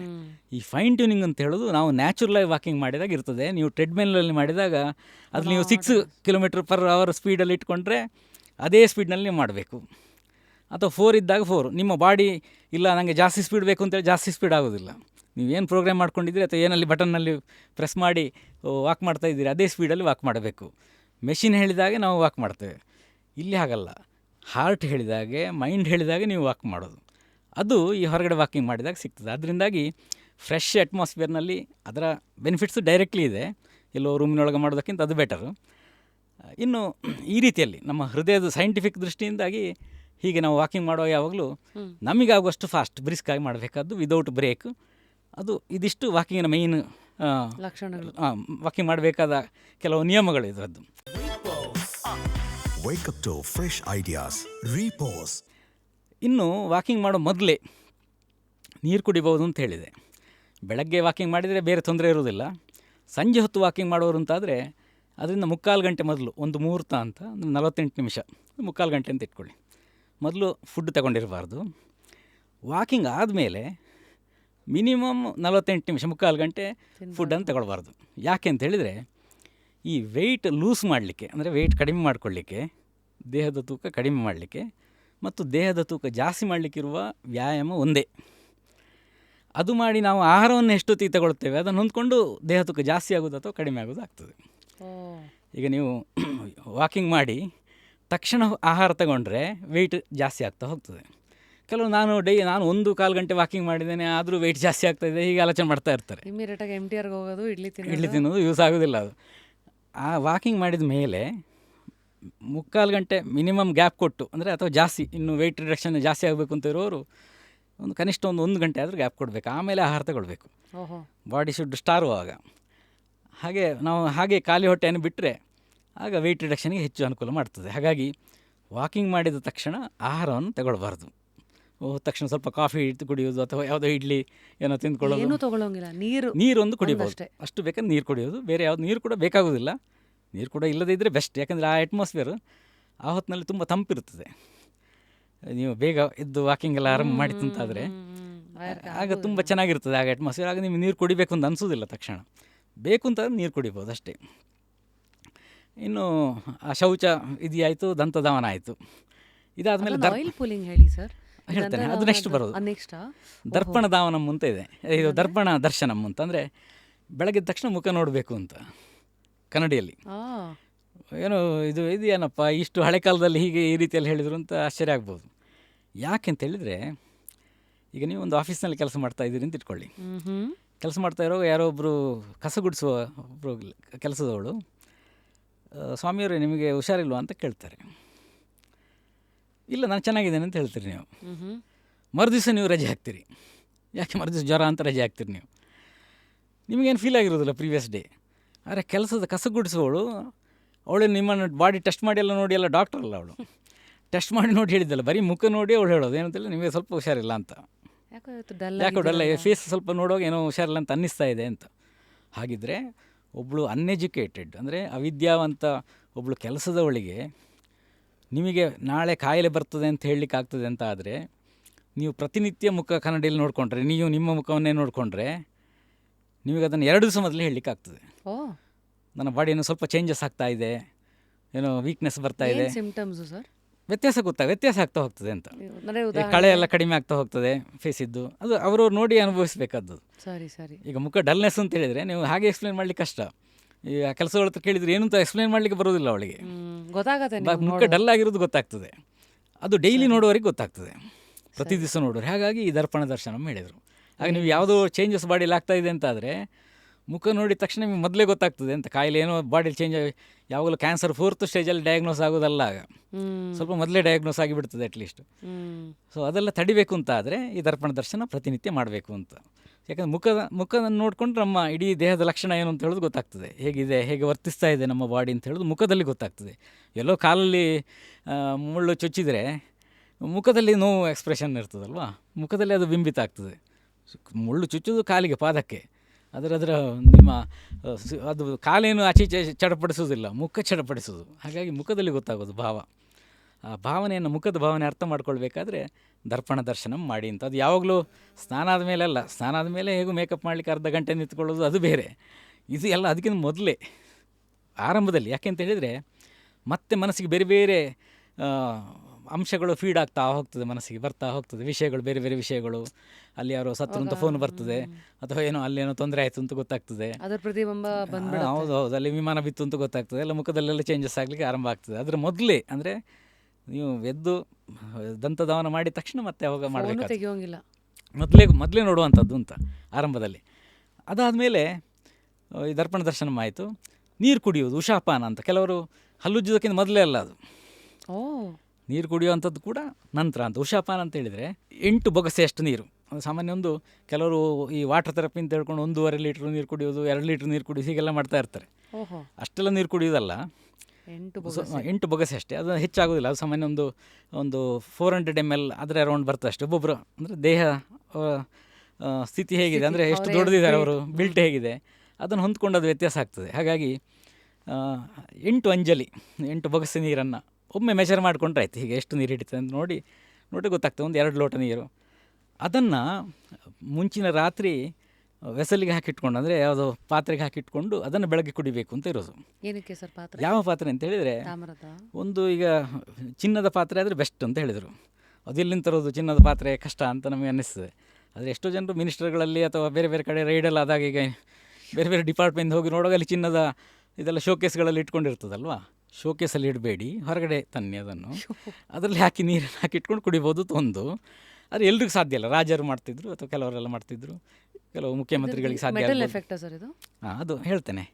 ಆಮೇಲೆ ಅದು ಇಲ್ಲ ಅಂತಂದರೆ ಬೆಳ್ಳಿಯದ್ದು ಅಂತ ಹೇಳಿದರು. ಬೆಳ್ಳಿಯದಿಲ್ಲದೆ ತಾಮ್ರದ್ದು ಅಂತ. ಹಾಗೆ ಈ ಆರ್ಡ್ರಲ್ಲಿ ಅಂದರೆ ಬೆನಿಫಿಟ್ಸು ಇದ್ರ ಬಗ್ಗೆ ತುಂಬ ಅಧ್ಯಯನಗಳೆಲ್ಲ ಬೇರೆ ಬೇರೆ ದೇಶಗಳಲ್ಲಿ ಅಧ್ಯಯನಗಳಾಗಿದೆ. ಇದರ ಪಾಸಿಟಿವ್ ಇಂಪ್ಯಾಕ್ಟ್ ಏನಿರ್ತದೆ, ಆ ನೀರಿನ ಕ್ವಾಲಿಟಿ ಹೇಗೆ ಚೇಂಜ್ ಆಗ್ತದೆ ಅಂತ. ಹಾಗೆ ರಾತ್ರಿ ಆ ನೀರನ್ನು ಹಾಕಿಟ್ಕೊಂಡ್ರೆ ಅದನ್ನು ಕುದಿಸಿ ಬಿಸಿ ಮಾಡಿ ಎಲ್ಲ ಕುಡಿಯೋದಲ್ಲ, ಬೆಳಗ್ಗೆ ನೇರವಾಗಿ ಆ ತಣ್ಣೀರನ್ನೇ ಕುಡಿಬೇಕಾದ್ದು. ಹಾಗೆ ಕುಡಿಬೇಕಾದ್ದು. ಹಾಗೆ ಈ ಬೆಳ್ಳಿ ಪಾತ್ರೆಯಲ್ಲಿ ಹಾಕಿಟ್ರೆ ಅದರದ್ದು ಆ ಮೆಟಲ್ನ ಇಂಪ್ಯಾಕ್ಟ್ ಏನಿದೆ ಅದು ನಮ್ಮ ಮನಸ್ಸಿಗೆ ತುಂಬ ಪಾಸಿಟಿವ್ ಆಗಿ ಕೆಲಸ ಮಾಡ್ತದೆ ಅಂತ ಲೆಕ್ಕ. ಈ ಮನಸ್ಸಿನ ಮೇಲೆ ಮತ್ತು ದೇಹದ ಮೇಲೆ ಕೂಡ ಅದರ ಎಲಿಮೆಂಟ್ಸಿನ ಇಂಪ್ಯಾಕ್ಟಿಂದಾಗಿ ಈ ಫ್ರಾನ್ಸಿನಲ್ಲೊಂದು ಸ್ಟಡಿ ಆಗಿತ್ತು. ಈ ಬೆಳ್ಳಿ ಪಾತ್ರೆಯಲ್ಲಿ ನೀರನ್ನು ಹಾಕಿಟ್ಟು 1 ಲೀಟ್ರ್ ನೀರು ಹಾಕಿಟ್ಟು ಅದಕ್ಕೊಂದು 5 ತುಳಸಿ ಎಲೆ ಹಾಕಿಟ್ಟು, ಫ್ರಾನ್ಸ್ನಲ್ಲಿ ಆಗಿರೋ ಸ್ಟಡಿ ಅದು. ಈಗಲ್ಲ ಒಂದು 25 ವರ್ಷ ಹಿಂದೆ ಆಗಿರುವಂಥ ಸ್ಟಡಿ. ಹಾಕಿಟ್ರೆ ಅದರಲ್ಲಿರುವ ಕ್ರಿಮಿಕೀಟಗಳು, ಸೂಕ್ಷ್ಮ ಕ್ರಿಮಿಗಳು ನೀರಲ್ಲಿರೋದು ನಾಶ ಆಗೋದು ಮಾತ್ರ ಅಲ್ಲ, ಅದು ನಮ್ಮ ದೇಹದ ರೋಗ ನಿರೋಧಕ ಶಕ್ತಿಯನ್ನು ಜಾಸ್ತಿ ಮಾಡ್ತದೆ ಅಂತ. ಅದಕ್ಕೆ ಆಕ್ಸಿಡೈಸೇಷನ್ ಆಗುತ್ತಲ್ಲ, ಅದೆಲ್ಲ ಇದ್ರೂ ಪರವಾಗಿಲ್ಲ. ಹೌದು, ಹಾಗಿದ್ರೂ ತೊಂದರೆ ಇಲ್ಲ, ಅದು ಹೆಲ್ಪ್ ಮಾಡ್ತದೆ. ಯಾವ ರೀತಿಯಲ್ಲಿ ಅಂತೇಳಿದರೆ ನಮ್ಮ ಬಾಡಿಯ ಸೆಲ್ಸ್ಗಳನ್ನು ಸ್ಟಿಮ್ಯುಲೇಟ್ ಮಾಡ್ತದೆ ಅದು. ಬಾಡಿ ಸೆಲ್ಸ್ಗಳನ್ನು, ಇಮ್ಯುನಿಟಿಯನ್ನು, ಇಮ್ಯೂನ್ ಸಿಸ್ಟಮನ್ನು ಸ್ಟಿಮ್ಯುಲೇಟ್ ಮಾಡ್ತದೆ. ಹಾಗಾಗಿ ಲಾಂಗ್ ರನ್ನಲ್ಲಿ ಅದನ್ನು ಪ್ರಾಕ್ಟೀಸ್ ಮಾಡ್ತಾ ಹೋದರೆ ತುಂಬ ಒಳ್ಳೆಯದು ಅಂತ. ಹೀಗೆ ಆಯುರ್ವೇದದಲ್ಲಿ ಅದರ ಸಾಕಷ್ಟು ಬೆನಿಫಿಟ್ಗಳನ್ನು ಹೇಳಿದ್ದಾರೆ. ಅಂತೂ ಜಿಸ್ಟ್ ಏನು ಅಂತ ಹೇಳಿದರೆ, ಬಾರಿ ಯಾವುದೋ ಸ್ಟೀಲ್ ಪಾತ್ರೆಗಳಲ್ಲಿ ಅಥವಾ ಯಾವುದೋ ಇದರಲ್ಲಿ ಹಾಕಿಡೋದ್ರ ಬದಲು ಇದು 3ರಲ್ಲಿ ಹಾಕಿಟ್ರೆ ಹೆಚ್ಚು ಬೆನಿಫಿಟ್ ಇರೋದು.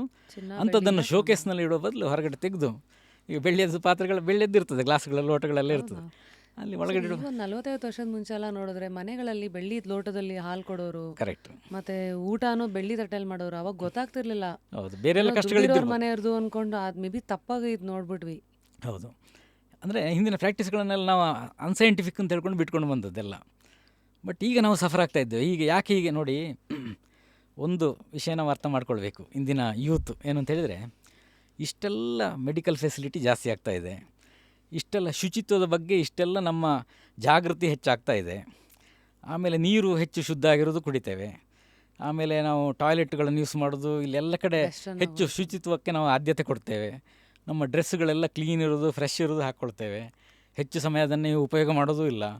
ಇನ್ನು ಶೂ ಎಲ್ಲ ಮೊದಲು ಪರ್ಚೇಸ್ ಮಾಡಿದರೆ, ಒಮ್ಮೆ ಒಂದು ಶೂ ತಗೊಂಡ್ರೆ ಅದನ್ನು ಲೈಫ್ ಅಂದರೆ ಒಂದು 10-15 ವರ್ಷ ಒಂದೇ ಶೂವನ್ನು ಹಾಕ್ತಾಯಿದ್ರು ಹಿಂದಿನವರು, ಜನ್ರೇಷನ್ನವರು. ಹರಿಬೇಕದು. ಈಗ ಹೌದು, ಹರಿಯೋ ತನಕ ಒಂದು ಪೆನ್ ಆದರೂ ಕೂಡ ಅದು ಯೂಸ್ ಆ್ಯಂಡ್ ಥ್ರೋ ಇರಲಿಲ್ಲ ಆಗ. ಅದಕ್ಕೆ ಬೇರೆ ಬೇರೆ ರಿಫಿಲ್ ಆಗ್ತಾ ಹೋಗೋದು, ಅದು ಎಲ್ಲಿ ತನಕ, ಅದು ಕೆಲವು ವರ್ಷ ಅದೇ ಬರಬೇಕು. ಈಗೆಲ್ಲ ಚೇಂಜ್ ಆಗಿದೆ ಅದೆಲ್ಲ. ಅದರಲ್ಲಿ ಶುಚಿತ್ವ ಇದೆಲ್ಲ ತುಂಬ ಚೆನ್ನಾಗಿದೆ, ಫ್ರೆಶ್ನೆಸ್ಸು, ಇದಕ್ಕೆಲ್ಲ ತುಂಬ ಆದ್ಯತೆ ಕೊಡ್ತೇವೆ. ಹಾಗಿದ್ದರೂ ಕೂಡ ಕಾಯಿಲೆ ಈ ಮನುಷ್ಯರಿಗೆ ಯಾಕೆ ಜಾಸ್ತಿ ಆಗ್ತಾ ಇದೆ? ಒಂದೇ ವಿಷಯ ನಾವು ಥಿಂಕ್ ಮಾಡಬೇಕಾದ್ದು, ಇಂದಿನ ಯೂತೆಲ್ಲ ಥಿಂಕ್ ಮಾಡಬೇಕಾದ ವಿಷಯ ಒಂದೇ ಮೇಯ್ನಾಗಿ, ಯಾಕೆ ಕಾಯಿಲೆ ಮೊದಲಿನವರಿಗಿಂತ ನಮಗೆ ಜಾಸ್ತಿ ಆಗ್ತಾ ಇದೆ? ಫಿಸಿಕಲ್ ಸ್ಟ್ರೆಂತ್ ಆಗಲೇ ಹೇಳಿದೆ ನಾನು, ಕ್ಷೀಣಿಸ್ತಾ ಇದೆ. ಕಾಯಿಲೆಗಳು ಯಾಕೆ ಜಾಸ್ತಿ ಆಗ್ತಾ ಇದೆ? ಈ ಕಾಯಿಲೆಗಳಲ್ಲಿ ನಾವೆಲ್ಲ ಡೇಟಾ ಕೊಡ್ಬೋದು.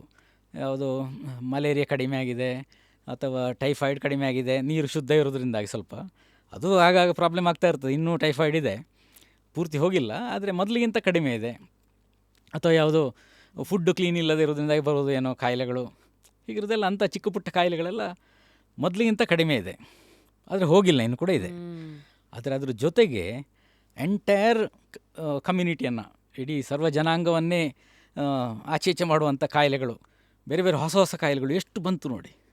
ಈ ಕಳೆದ ಕೆಲವು ದಶಕಗಳಲ್ಲಿ ಎಷ್ಟೊಂದು ಹೊಸ ಕಾಯಿಲೆಗಳು. ಹೆಪಟೈಟಿಸ್ ಬಿ ಬಂತು, ಮೊದಲೆಲ್ಲ ಜಾಂಡೀಸ್ ಬಂದರೆ, ಹೆಪಟೈಟಿಸ್ ಎ, ಸಿ ಅದೆಲ್ಲ ಇತ್ತು, ಹಾಗೆ ಕ್ಯೂರ್ ಆಗ್ತಾಯಿತ್ತು, ಅದಕ್ಕೆ ಮೆಡಿಸಿನೇ ಬೇಡ ಅಂತೆಲ್ಲ ಆರ್ಗ್ಯೂ ಮಾಡ್ತಾಯಿದ್ರು.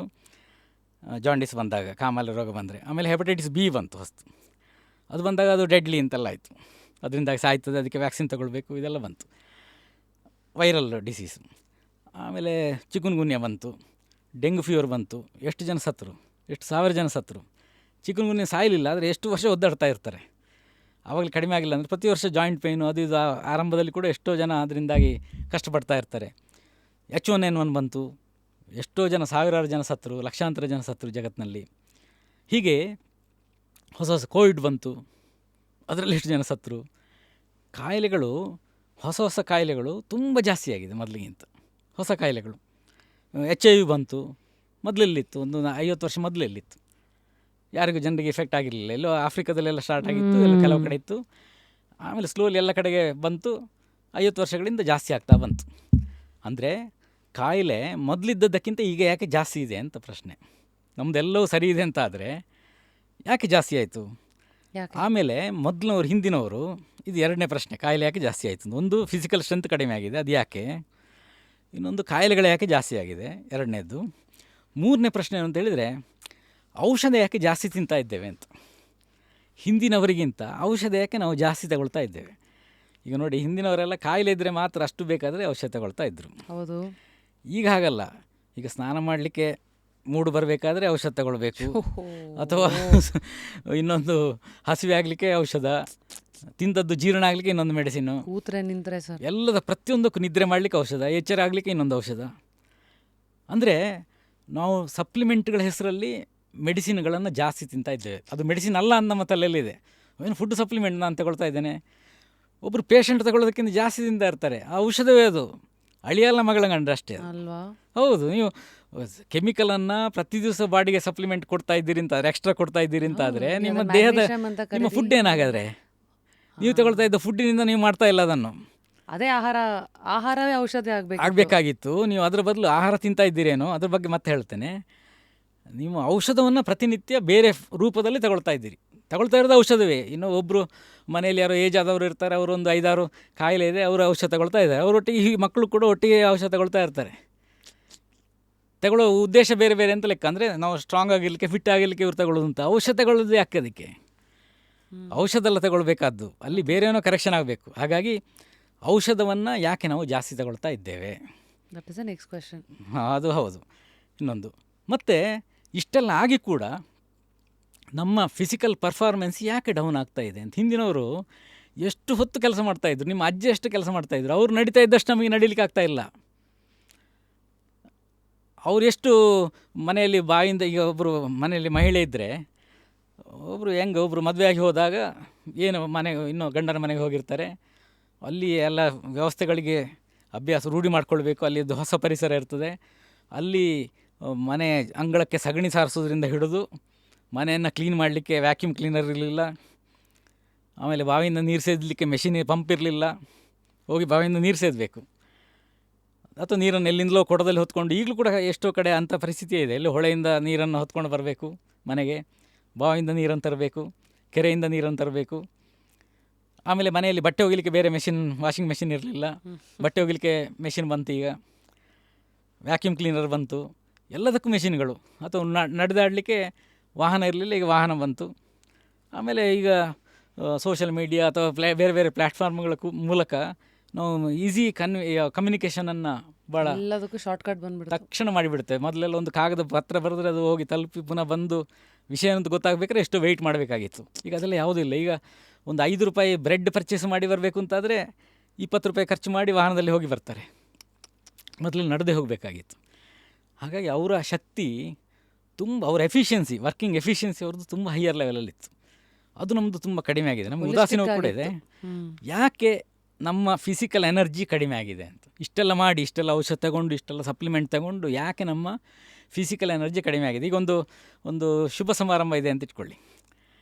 ಮನೆಯಲ್ಲಿ ಹಿಂದೆಲ್ಲ ಆ ಮನೆಯ ಬಂಧುಗಳು, ರಿಲೇಟಿವ್ಸ್ ಅವರೆಲ್ಲ ಸೇರಿ ಸರ್ವ್ ಮಾಡ್ತಾಯಿದ್ರು. ಊಟ ಅಡುಗೆ ಬಡಿಸ್ಲಿಕ್ಕೆ ಸಂಬಂಧಿಕರೇ ಇರ್ತಾಯಿದ್ರೆಲ್ಲ. ಈಗ ಅದಕ್ಕೆ ಯಾರೋ ಬೇರೆ ಬರಬೇಕು. ಯಾಕೆ? ಸಂಬಂಧಿಕರು ಯಾರಿಗೂ ಶಕ್ತಿ ಇಲ್ಲ. ಒಬ್ಬರಿಗೆ ಕಾಲು ನೋವು, ಮತ್ತೊಬ್ಬರಿಗೆ ಕೈ ನೋವು, ಅವ್ರಿಗೆ ಶಕ್ತಿ ಇಲ್ಲ ಅಷ್ಟು ಕೆಲಸ ಮಾಡಲಿಕ್ಕೆ. ಬೇಕಾಗೂ ಇಲ್ಲ, ಯಾರು ಮಾಡ್ತಾರೆ. ಆ ಸಂಬಂಧಗಳು ಹಳಸಿ ಹೋಗಿದೆಲ್ಲ. ಹಾಗೆ ಯಾರೋ ಬಂದು ಕ್ಯಾಟ್ರಿಂಗಿನವರು ಬಂದು ಮಾಡಬೇಕು. ಹಿಂದಿನವರೆಲ್ಲ ಅದು ಆ ಕೆಲಸ ಮಾಡಿತ್ತು, ಮತ್ತು ಮನೆ ಕ್ಲೀನ್ ಮಾಡಿತ್ತು, ಬೆಳಗ್ಗೆ ಸಿದ್ಧತೆ ಮಾಡಿತ್ತು ಎಲ್ಲ ಕಾರ್ಯಕ್ರಮಕ್ಕೆ, ಇವರೇ ಎಲ್ಲವನ್ನು ಮಾಡ್ತಾಯಿದ್ರು. ಅಂದರೆ ಆ ಎನರ್ಜಿ ಲೆವೆಲ್ ಹೇಗಿತ್ತು ಹಾಗಾದರೆ? ಆ ಎನರ್ಜಿಯನ್ನು ನಾವು ಕಳ್ಕೊಂಡಿದ್ದೇವೆ ಅಂತ. ಫಿಸಿಕಲ್ ಶಕ್ತಿ ಮಾತ್ರ ಅಲ್ಲ, ಹಾಗಾದರೆ ಎನರ್ಜಿ ಲೆವೆಲ್ ಯಾಕೆ ಇಷ್ಟು ಕಡಿಮೆ ಆಯಿತು? ಇಷ್ಟೆಲ್ಲ ಮಾಡ್ಕೊಂಡು ಯಾಕೆ ಕಡಿಮೆ ಆಯಿತು? ಹಾಗಾದರೆ ಇದೆಲ್ಲ ಸರಿಯಾಗಬೇಕು ಅಂತ ಆದರೆ ಸರಿ ಮಾಡ್ಕೊಳ್ಬೇಕು ನಾವು. ಮಾಡಿಲ್ಲ ಅಂದರೆ ನಾವು ಮಾತ್ರ ಅಲ್ಲ, ನಮ್ಮ ಮುಂದಿನ ಜನ್ರೇಷನ್ ಕೂಡ ಸಫರ್ ಆಗ್ತಾ ಹೋಗ್ತದೆ. ಹಾಗೆ ಅದನ್ನು ಸರಿ ಮಾಡ್ಕೊಳ್ಳಿಕ್ಕೆ ಈ ಆಯುರ್ವೇದದಲ್ಲಿ ಹೇಳಿದ ತತ್ವಗಳನ್ನು ಬಿಟ್ಟು ಹೋದ್ದೇ ಕಾರಣ ಅಂತ. ಅದಿಲ್ಲ ಅಂತಾರೆ ಅವರು ಹೆಚ್ಚು ಸ್ಟ್ರಾಂಗ್ ಇದ್ದರು, ನಮ್ಮ ತಂದೆ ತಾಯಿ ಹೆಚ್ಚು ಸ್ಟ್ರಾಂಗ್ ಇದ್ದರು, ಅಜ್ಜ ಅಜ್ಜಿ ಹೆಚ್ಚು ಸ್ಟ್ರಾಂಗ್ ಇದ್ದರು. ನಾವು ಯಾಕೆ ಇಷ್ಟು ವೀಕ್ ಆದೆವು? ಆಧುನಿಕತೆ ಹೆಸರಲ್ಲಿ ನಾವು ಕೆಲವು ವಿಚಾರದಲ್ಲಿ ಮುಂದಕ್ಕೆ ಹೋದ್ವಿ, ಅವ್ರು ಯಾವ್ದ್ರಲ್ಲಿ ಗಟ್ಟಿಯಾಗಿದ್ರು ಅದರಲ್ಲಿ ನಾವು ಟೊಳ್ಳಾದ್ವಿ. ತುಂಬ ವೀಕ್ ಆಗ್ತಾ ಹೋದೆವು. ಹಿಂದಿನವರ ವರ್ಕಿಂಗ್ ಎಫಿಷಿಯನ್ಸಿ ತುಂಬ. ಈಗ ಬೇಲೂರು ಹಳೆಬೀಡಿನಲ್ಲಿ ಇರೋ ಕೆತ್ತನೆಗಳು ಈಗೆಲ್ಲ ಮೆಷಿನ್ ಬಳಸ್ಕೊಂಡು ಮಾಡ್ತೇವೆ. ಆಗ ಮ್ಯಾನ್ಯಲ್ ಆಗಿ ಅವರು ಎಂತೆಂಥ ಕೆತ್ತನೆಗಳನ್ನೆಲ್ಲ ಮಾಡಿದರು, ಎಂತೆಂಥ ಕೊಡುಗೆಗಳನ್ನು ಜಗತ್ತಿಗೆ ಕೊಟ್ಟರು. ವಾಸ್ತುಶಿಲ್ಪದಿರಲಿ ಅಥವಾ ಯಾವುದ್ಯಾವ್ದು ದೇವಸ್ಥಾನಗಳಲ್ಲಿ ಕೆತ್ತನೆ ಎಷ್ಟೆಷ್ಟು ಹೈಟ್ ಇದ್ದು, ಗೋಪುರಗಳನ್ನು ಕಟ್ಟಿದ್ದು, ಇದೆಲ್ಲ ಆ ಸ್ಟ್ರೆಂತಿನಿಂದ, ಆ ಫಿಸಿಕಲ್ ಸ್ಟ್ರೆಂತಿನಿಂದ. ಈಗ ಅದನ್ನೆಲ್ಲ ಮಾಡಲಿಕ್ಕೆ ಆಗ್ತಾಯಿಲ್ಲ ಯಾರಿಗೂ ಕೂಡ. ಆ ಎನರ್ಜಿ ಇಲ್ಲ ಅಂತ. ಶಕ್ತಿ ಇಲ್ಲ, ಶಕ್ತಿ ಬೇರೆ, ಎನರ್ಜಿ ಬೇರೆ. ಎಲ್ಲದಕ್ಕೂ ಸೊಲ್ಯೂಷನ್ ಈಗ ಆಯುರ್ವೇದ ಅಂದ್ರಲ್ಲ. ಖಂಡಿತವಾಗಿ. ಯಾಕೆಂತ ಹೇಳಿದರೆ, ಒಂದು ಜಪಾನಲ್ಲಿ ಒಂದು ಸ್ಟಡಿ ಆಯಿತು ಒಂದು 30 ವರ್ಷಗಳ ಹಿಂದೆ. ಸರಿ. ಡಾಕ್ಟರ್ ಬೆನ್ ಹೆತಾಯಿ ಅಂತ, ಎಲೋಪತಿಯ ಮಾಡರ್ನ್ ಮೆಡಿಸಿನ್ ಡಾಕ್ಟ್ರು, ಅವರ ನೇತೃತ್ವದಲ್ಲಿ, ಡಾಕ್ಟರ್ ಬೆನ್ ಹೆತಾಯಿ ಅಂತ, ಅವರ ನೇತೃತ್ವದಲ್ಲಿ ಒಂದು ಸ್ಟಡಿ ಆಯಿತು. ಏನಂತೇಳಿದ್ರೆ, ಜಗತ್ತಿನಲ್ಲಿ ಬೆಸ್ಟ್ ಆ್ಯಂಟಿ ಆಕ್ಸಿಡೆಂಟ್ ಯಾವುದು ಅಂತ. ಓಕೆ, ಅವ್ರದ್ದು ಸ್ಟಡಿ ಮಾಡಿದರು, ಅದರ ಬಗ್ಗೆ ಬೆಸ್ಟ್ ಆ್ಯಂಟಿ ಆಕ್ಸಿಡೆಂಟ್ ಬಗ್ಗೆ ರಿಸರ್ಚ್ ಮಾಡಿದರು. ಹಾಗೆ ರಿಸರ್ಚ್ ಮಾಡಿ ಆಗುವಾಗ ಮಾಡ್ತಾ ಹೋಗ್ತಾ ಇದ್ದಾಗ ಅವರಿಗೊಂದು ಅನ್ನಿಸ್ತು, ಆವಾಗಲೇ 1995ನಲ್ಲಿ ಟೋಕಿಯೋದಲ್ಲಿ 5 ಪಂಚಕರ್ಮ ಟ್ರೀಟ್ಮೆಂಟ್ ಸೆಂಟರ್ಗಳಿತ್ತು. ಆಯುರ್ವೇದದ ಪಂಚಕರ್ಮ ಟ್ರೀಟ್ಮೆಂಟ್ನ ಒಂದು 5 ಟ್ರೀಟ್ಮೆಂಟ್ ಯೂನಿಟ್ಗಳು ಟೋಕಿಯೋದಲ್ಲಿತ್ತು, ಜಪಾನ್ನ. ಡಾಕ್ಟರ್ UK ಕೃಷ್ಣ ಅಂತ ಉಡುಪಿಯಿಂದ ಅಲ್ಲಿಗೆ ಜಪಾನಿಗೆ ಅಲ್ಲಿಯ ಸರ್ಕಾರ ಕರೆಸ್ಕೊಂಡು ಅಲ್ಲಿ ಅವರಿಗೆ ಸಲಹೆಗಳನ್ನೆಲ್ಲ ತಗೊಂಡಿತ್ತು. ಅಲ್ಲಿ ಅಫಿಷಿಯಲ್ ಆಗಿ ಈಗಲೂ ಅಲ್ಲೇ ಇದ್ದಾರೆ ಅವರು, ಭಾರತಕ್ಕೆ ಬಂದು ಹೋಗ್ತಾ ಇರ್ತಾರೆ. ಆಯುರ್ವೇದ ವೈದ್ಯರು ಅವರು, ಉಡುಪಿ ಆಯುರ್ವೇದ ಕಾಲೇಜಿನಲ್ಲಿ ಲೆಕ್ಚರರ್ ಆಗಿದ್ದರು. ಅವರನ್ನು ಜಪಾನ್ ಸರ್ಕಾರ ಕರ್ಕೊಂಡಿತ್ತು ಆವಾಗಲೇ, 1990 ಸಮಯದಲ್ಲಿ. ಆ ಸಮಯದಲ್ಲಿ ಅಂದರೆ ಎಷ್ಟು ಮುಂದೆ ಆಲೋಚನೆ ಮಾಡ್ತಾ ಇದ್ದಾರೆ ನೋಡಿ ಬೇರೆ ದೇಶಗಳವರು. ಹಾಗಾಗಿ ಅಲ್ಲಿ ಆ ಪಂಚಕರ್ಮ ಟ್ರೀಟ್ಮೆಂಟ್ ಸೆಂಟರ್ನಲ್ಲಿ ಒಂದು ವಿಶೇಷತೆ ಇದೆ. ಏನಂತ ಹೇಳಿದ್ರೆ, ಅಭ್ಯಂಗ ಮಾಡ್ತಾರೆ, ಆಯಿಲ್ ಮಸಾಜ್ ಮಾಡ್ತಾರೆ, ಬೇರೆ ಬೇರೆ ಟ್ರೀಟ್ಮೆಂಟ್ಗಳಿದೆ. ಎಲ್ಲದರಲ್ಲೂ ಆಯಿಲ್ ಮಸಾಜ್ಗಳಿರ್ತದೆ ಹೆಚ್ಚಿನ ಟ್ರೀಟ್ಮೆಂಟ್ಗಳಲ್ಲಿ. ಈ ಅಭ್ಯಂಗ, ಆಯಿಲ್ ಮಸಾಜ್ ಅಂದರೆ ದೇಹಕ್ಕೆ ಎಣ್ಣೆ ಹಚ್ಚೋದು, ಅದಕ್ಕೆ ಅಭ್ಯಂಗ ಅಂತ ಹೇಳೋದು ಆಯುರ್ವೇದದಲ್ಲಿ. ಈ ಅಭ್ಯಂಗಕ್ಕೂ ಈ ಆಕ್ಸಿಡೇಷನ್ ಪ್ರೊಸೆಸ್ಸಿಗೆ ಏನೋ ಸಂಬಂಧ ಇದೆಯಾ ಅಂತ ಅವರಿಗೊಂದು ಕುತೂಹಲ ಬಂತು. ಜಸ್ಟ್ ಕ್ಯೂರಿಯಸ್ ಅವರು, ಏನು ಇದು ಯಾಕೆ ಹೀಗಿದೆ ಅಂತ, ಏನೋ ಸಂಬಂಧ ಇದೆಯಾ ಅಂತ. ಯಾಕೆಂತ ಹೇಳಿದರೆ, ನಾವು ಕಬ್ಬಿಣಕ್ಕೆ ರಸ್ಟ್ ಹಿಡಿದ್ರೆ ನಾವು ಆಯಿಲ್ ಅಪ್ಲೈ ಮಾಡ್ತೇವೆ, ರಸ್ಟ್ ಹಿಡಿಯೋದು ಸ್ಟಾಪ್ ಆಗ್ತದೆ. ರಸ್ಟ್ ಹಿಡಿಯೋದು ಅಂದರೆ ಏನು? ಆಕ್ಸಿಡೇಷನ್. ಹೌದು. ಆಕ್ಸಿಡೇಷನ್ ಆಗೋದನ್ನು ತಡೀಲಿಕ್ಕೆ ನಾವು ಆಯಿಲನ್ನು ಅಪ್ಲೈ ಮಾಡ್ತೇವೆ ಕಬ್ಬಿಣಕ್ಕೆ. ಅದೇ ರೀತಿಯಲ್ಲಿ ಬಾಡಿಗೆ ಈ ಆಯಿಲನ್ನು ಅಪ್ಲೈ ಮಾಡೋದ್ರಿಂದ ಆಕ್ಸಿಡೇಷನನ್ನು ಸ್ಲೋ ಡೌನ್ ಮಾಡ್ತದ ಅಂತ ಅವರಿಗೊಂದು, they are curious about that. ಸರಿ. ಅದಕ್ಕೇನು ಮಾಡಿದರು ಅಂತ ಹೇಳಿದರೆ, ಬೇರೆ ಬೇರೆ ಈ ಮೆಡಿಕೇಟೆಡ್ ಆಯಿಲ್, ಔಷಧೀಯ ತೈಲ ಇದೆ ಆಯುರ್ವೇದದ್ದು, ಅದನ್ನು ಸ್ಟಡಿಗೆ ತಗೊಂಡ್ರು. ಮೆಡಿಕೇಟೆಡ್ ಆಯಿಲ್ಗಳನ್ನು ಲೈಕ್ ಎಲ್ಲ, ಈಗ ಕ್ಷೀರಬಲ ತೈಲ ಇದೆ, ಧನ್ವಂತರ ತೈಲ ಇದೆ, ಅಶ್ವಗಂಧ ಬಲ ತೈಲ ಇದೆ. ಆಯುರ್ವೇದದಲ್ಲಿ 100 ಆಯಿಲ್ಗಳಿದೆ, ಮೆಡಿಕೇಟೆಡ್ ಆಯಿಲ್ಗಳು. ಅದನ್ನು ಸ್ಟಡಿಗೆ ತಗೊಂಡ್ರು. ಆಮೇಲೆ ಅವರ ಸಂಶೋಧನೆಯಲ್ಲಿ ಏನು ಕಂಡು ಬಂತು, ಜಗತ್ತಿನ best most powerful antioxidant drug ಅಂತ ಏನೋ, ಕೆಮಿಕಲ್ ಡ್ರಗ್, ರಾಸಾಯನಿಕ ಔಷಧ ಏನಿತ್ತು, ಬೇರೆ ಬೇರೆ ಕಡೆ ಜಗತ್ತಿನಲ್ಲಿ ಸಂಶೋಧನೆ ಆಗಿ ಬೇರೆ ಬೇರೆ ಔಷಧ ಬರ್ತಾಯಿತ್ತು. ಇವರು ಸಂಶೋಧನೆ ಮಾಡಿದ್ರಲ್ಲಿ ಬೆಸ್ಟ್ ಆ್ಯಂಟಿ ಆಕ್ಸಿಡೆಂಟ್ ಡ್ರಗ್ ಅಂತ ಕಂಡು ಹಿಡಿದ ದ್ರವ್ಯ ಯಾವುದಿದೆ, ಅದಕ್ಕಿಂತ ಪ್ಲೇನ್ ಗೂಸ್ಬೆರಿ, ಬೆಟ್ಟದ ನೆಲ್ಲಿಕಾಯಿ, ಪ್ರತಿ ಎಲ್ಲ ಕಡೆ ನಮಗೆ ಹಳ್ಳಿಯಲ್ಲಿ ಸಿಗ್ತದಲ್ವಾ, ಈ ಬೆಟ್ಟದ ನೆಲ್ಲಿಕಾಯಿ 16 ಟೈಮ್ಸ್ ಪವರ್ಫುಲ್ ಅಂತ ಹೇಳಿದರು. ಅಪ್ಪ, ಜಗತ್ತಿನ ಬೆಸ್ಟ್ ಆ್ಯಂಟಿ ಆಕ್ಸಿಡೆಂಟ್ ಔಷಧಕ್ಕಿಂತ ಪ್ಲೇನ್ ಗೂಸ್ಬೆರಿ, ಬೆಟ್ಟದ ನೆಲ್ಲಿಕಾಯಿ, ಅದನ್ನು ಹಾಗೆ ತಿಂದರೆ ಅದು 16 times powerful antioxidant drug ಅಂತ ಹೇಳಿದರು. ಹಾಗೆ ನೀವು ಕೆಮಿಕಲ್ ಯಾಕಲ್ಲಿ ಬೇಡ, ನ್ಯಾಚುರಲ್ ಆಗಿದೆ ಅಂತ. ಇನ್ನು ಈ ಆಯಿಲ್ಗಳಿದೆ ಅಲ್ವ, ಮೆಡಿಕೇಟೆಡ್ ಆಯಿಲ್ಗಳು, ಅದು nearly 1000 times stronger than the best antioxidant drug ಅಂತ ಹೇಳಿದರು. 1000 ಟೈಮ್ಸ್ ಅಂದರೆ ಆಕ್ಸಿಡೇಷನನ್ನು ಸ್ಲೋ ಮಾಡಲಿಕ್ಕೆ ಆಯಿಲ್, ಮೆಡಿಕೇಟೆಡ್ ಆಯಿಲ್ ಬೆಸ್ಟ್ ಅಂತ ಹೇಳಿದರು ಅವ್ರ ಸ್ಟಡಿಯಲ್ಲಿ. ಈಗ ನಾನು ವಿಷಯಕ್ಕೆ ಬರ್ತೇನೆ, ಇಲ್ಲಿ ದಿನಚರ್ಯ ವಿಷಯಕ್ಕೆ. ಈ ದಿನಚರ್ಯ ಹೇಳುವಾಗ ಅಭ್ಯಂಗವನ್ನು ಹೇಳಿದ್ದಾರೆ. ಅಭ್ಯಂಗಮ ಆಚರಣೆ ನಿತ್ಯಂ ಸ ಜರ ಶ್ರಮ ವಾತಃ. ಅಂದರೆ ಅಭ್ಯಂಗಮಾಚರೇತ್ ನಿತ್ಯಂ, ಅಭ್ಯಂಗವನ್ನು ಆಚರೇತ್ ಅಂದರೆ ಮಾಡಬೇಕು, ನಿತ್ಯಂ ಪ್ರತಿನಿತ್ಯ ಮಾಡಬೇಕು ಅಭ್ಯಂಗ. ಎಲ್ಲರೂ ಕೇಳ್ಕೊಳ್ಬೇಕು ಇದನ್ನು. ಯಾಕೆಂತೇಳಿದರೆ, ನಾವು ಯಾವಾಗಲೂ ಹಬ್ಬದ ದಿವಸ, ಯುಗಾದಿ ಹಬ್ಬದ ದಿವಸ ಎಣ್ಣೆ ಸ್ನಾನ ಮಾಡ್ತೇವೆ, ದೀಪಾವಳಿ ಹಬ್ಬ ಟೈಮ್ನಲ್ಲಿ ಒಮ್ಮೆ ಎಣ್ಣೆ ಸ್ನಾನ ಮಾಡ್ತೇವೆ, ಹೀಗೆ ಯಾವುದು ವರ್ಷದಲ್ಲಿ 1-2-3 ಹಬ್ಬ ಸಮಯದಲ್ಲಿ ಎಣ್ಣೆ ಹಚ್ಚಿ ಸ್ನಾನ ಮಾಡ್ತೇವೆ. ಅದೆಲ್ಲ ಆಯುರ್ವೇದ ಹೇಳಿದ್ದು. ಅಭ್ಯಂಗಮಾಚರೇತ್ ನಿತ್ಯಂ, ಪ್ರತಿನಿತ್ಯ ಮಾಡಬೇಕು, ಡೈಲಿ ರೆಜಿಮೆನ್, ದಿನಚರ್ಯೆ ಪಾರ್ಟ್ ಅದು. ನಿತ್ಯಂ ಸ ಜರ, ಅದು ಏಜಿಂಗನ್ನು ತಡೀತದೆ. ಅವ್ವಾ. ಜರ ಅಂದರೆ ಏಜಿಂಗ್. ಹಾಂ ಹಾಂ. ಏಜಿಂಗನ್ನು ಸ್ಟಾಪ್ ಮಾಡಲಿಕ್ಕಾಗೋದಿಲ್ಲ, ವಯಸ್ಸನ್ನು ನಿಲ್ಲಿಸಲಿಕ್ಕಾಗೋದಿಲ್ಲ, ಮುಪ್ಪನ್ನು ಮುಂದೂಡಲಿಕ್ಕಾಗ್ತದೆ. ಓಕೆ, ಹೇಗೆ ಮುಂದೂಡು ಪ್ರಶ್ನೆ ಬರ್ತದೆ. ಸರಿ. ಈಗ ನಮ್ಮ ಮನುಷ್ಯರ ಜೀವಕೋಶಗಳಲ್ಲಿ ಏಜಿಂಗ್ ಆಗ್ತಾ ಹೋಗ್ತದಲ್ವಾ, ವಯಸ್ಸಾಗ್ತಾ ಹೋಗ್ತದೆ. ಪ್ರತಿ ಜೀವಕೋಶಕ್ಕೂ ವಯಸ್ಸಾಗ್ತಾ ಹೋಗ್ತದೆ, ಹುಟ್ಟಿದಲ್ಲಿಂದಲೇ ವಯಸ್ಸಾಗ್ತಾ ಹೋಗ್ತದೆ. ವಯಸ್ಸನ್ನು ಎರಡು ರೀತಿಯಲ್ಲಿ ಮುಖ್ಯವಾಗಿ ಕ್ಯಾಲ್ಕುಲೇಟ್ ಮಾಡಲಿಕ್ಕಾಗ್ತದೆ. ಒಂದು ಕ್ರೋನಲಾಜಿಕಲ್ ಏಜಿಂಗ್ ಅಂತ, ಇನ್ನೊಂದು ಬಯೋಲಾಜಿಕಲ್ ಏಜಿಂಗ್. ಓಕೆ, ಕ್ರೋನಲಾಜಿಕಲ್ ಏಜಿಂಗ್ ಅಂದರೆ ನೀವು ಕ್ಯಾಲೆಂಡರ್ ಪ್ರಕಾರ, ನಾನು ಹುಟ್ಟಿ ನನಗೆ ಈಗ 54 ವರ್ಷ ಆಯಿತು, ಅದು ಕ್ರೋನಲಾಜಿಕಲ್ ಏಜ್.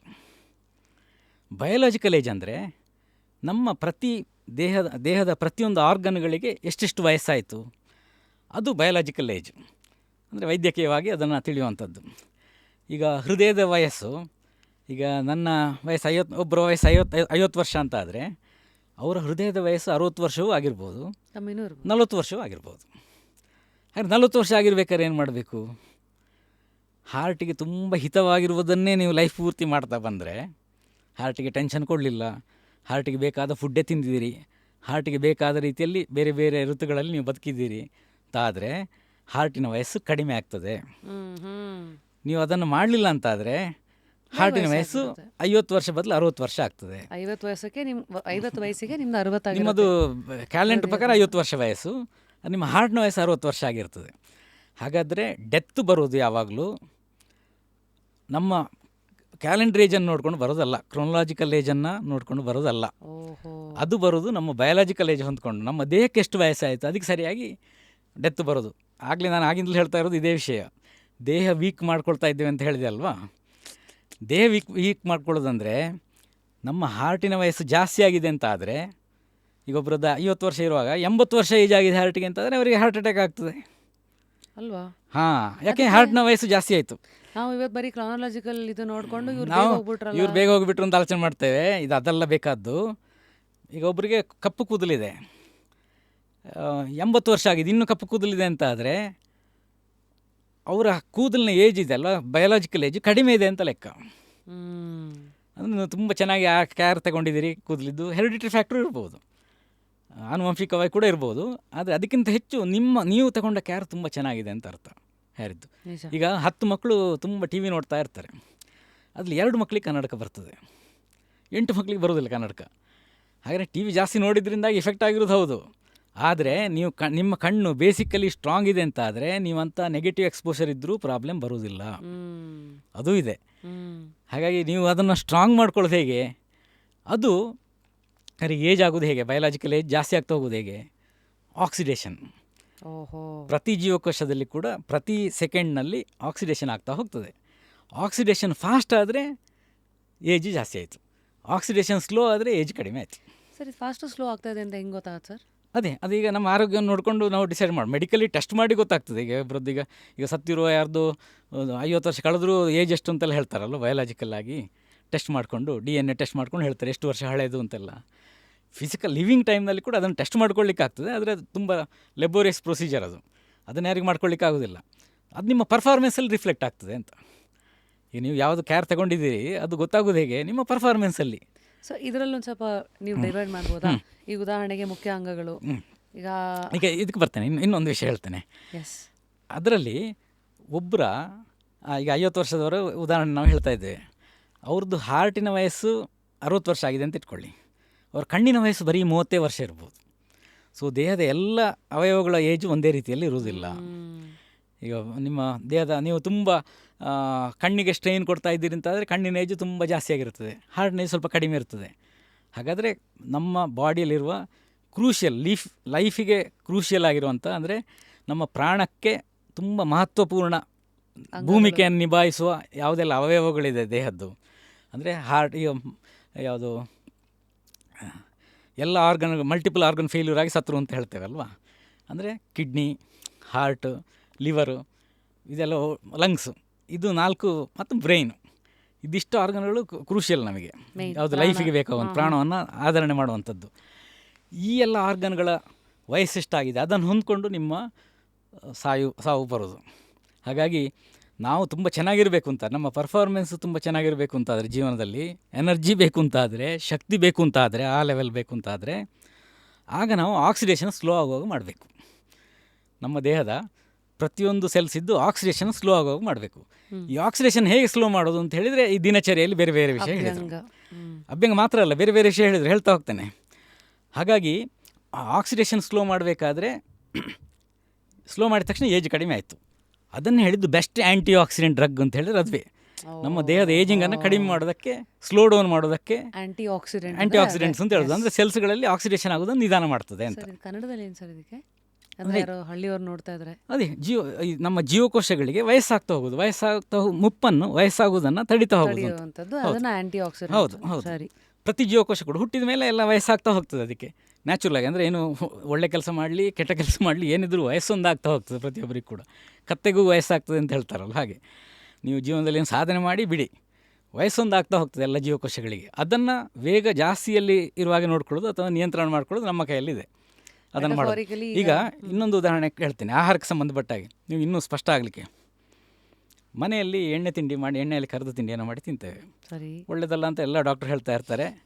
ಇಂಥ ಆಯಿಲ್ ಯೂಸ್ ಮಾಡಿದ್ದೇವೆ, ಹಾಗಾಗಿ ಅದು ಹಾರ್ಟಿಗೆ ಒಳ್ಳೆ ಆಯಿಲ್ ಅಂತೆಲ್ಲ ನಾವು ನೋಡ್ತೇವೆ ಎಷ್ಟು ಬಾರಿ ಅಡ್ವರ್ಟೈಸ್ಮೆಂಟು. ಅಲ್ಲಲ್ಲ, ಅಡ್ವರ್ಟೈಸ್ಮೆಂಟ್ ನೋಡ್ತೇವೆ ಬೇರೆ ಬೇರೆ, ಇಂಥ ಆಯಿಲ್ ಯೂಸ್ ಮಾಡಿ ಹಾರ್ಟಿಗೆ ತುಂಬ ಒಳ್ಳೆ ಆಯಿಲ್ ಅಂತೆಲ್ಲ ನೋಡ್ತೇವೆ. ಯಾವ ಆಯಿಲ್ ಯೂಸ್ ಮಾಡ್ತೇವೆ ಅಂತ ಹೇಳೋದಕ್ಕಿಂತ ಹೆಚ್ಚು ಅದನ್ನು ಯಾವ ಸ್ಥಿತಿಯಲ್ಲಿ ಉಪಯೋಗ ಮಾಡ್ತಾ ಇದ್ದೇವೆ ಅಂತ ಹೇಳೋದು ಮುಖ್ಯ. ಈಗ ಒಂದು ಆಯಿಲನ್ನು ತಗೊಂಡು ಅದನ್ನು ಎಷ್ಟು ಬಾರಿ ನೀವು ಬಿಸಿ ಮಾಡ್ತೀರಿ, ಬಿಸಿ ಮಾಡಿದಷ್ಟು ಆ ಆಯಿಲ್ನಲ್ಲಿ, ಎಣ್ಣೆಯಲ್ಲಿ ಆಕ್ಸಿಡೇಷನ್ ಆಗ್ತಾ ಹೋಗ್ತದೆ. ಜಿಡ್ಡಿನಂಶ ಇನ್ನೂ ಹೆಚ್ಚುತ್ತಾ ಇರುತ್ತಾ? ಹಾಂ, ಈಗ ಆಕ್ಸಿಡೇಷನ್ ಆಗ್ತಾ ಹೋಗ್ತದೆ, ಫಾಸ್ಟ್ ಆಗ್ತಾ ಹೋಗ್ತದೆ. ಜಿಡ್ಡಿನಂಶ ಹೆಚ್ಚಾಗೋದಲ್ಲ, ಆಕ್ಸಿಡೇಷನ್ ಆಗೋದು.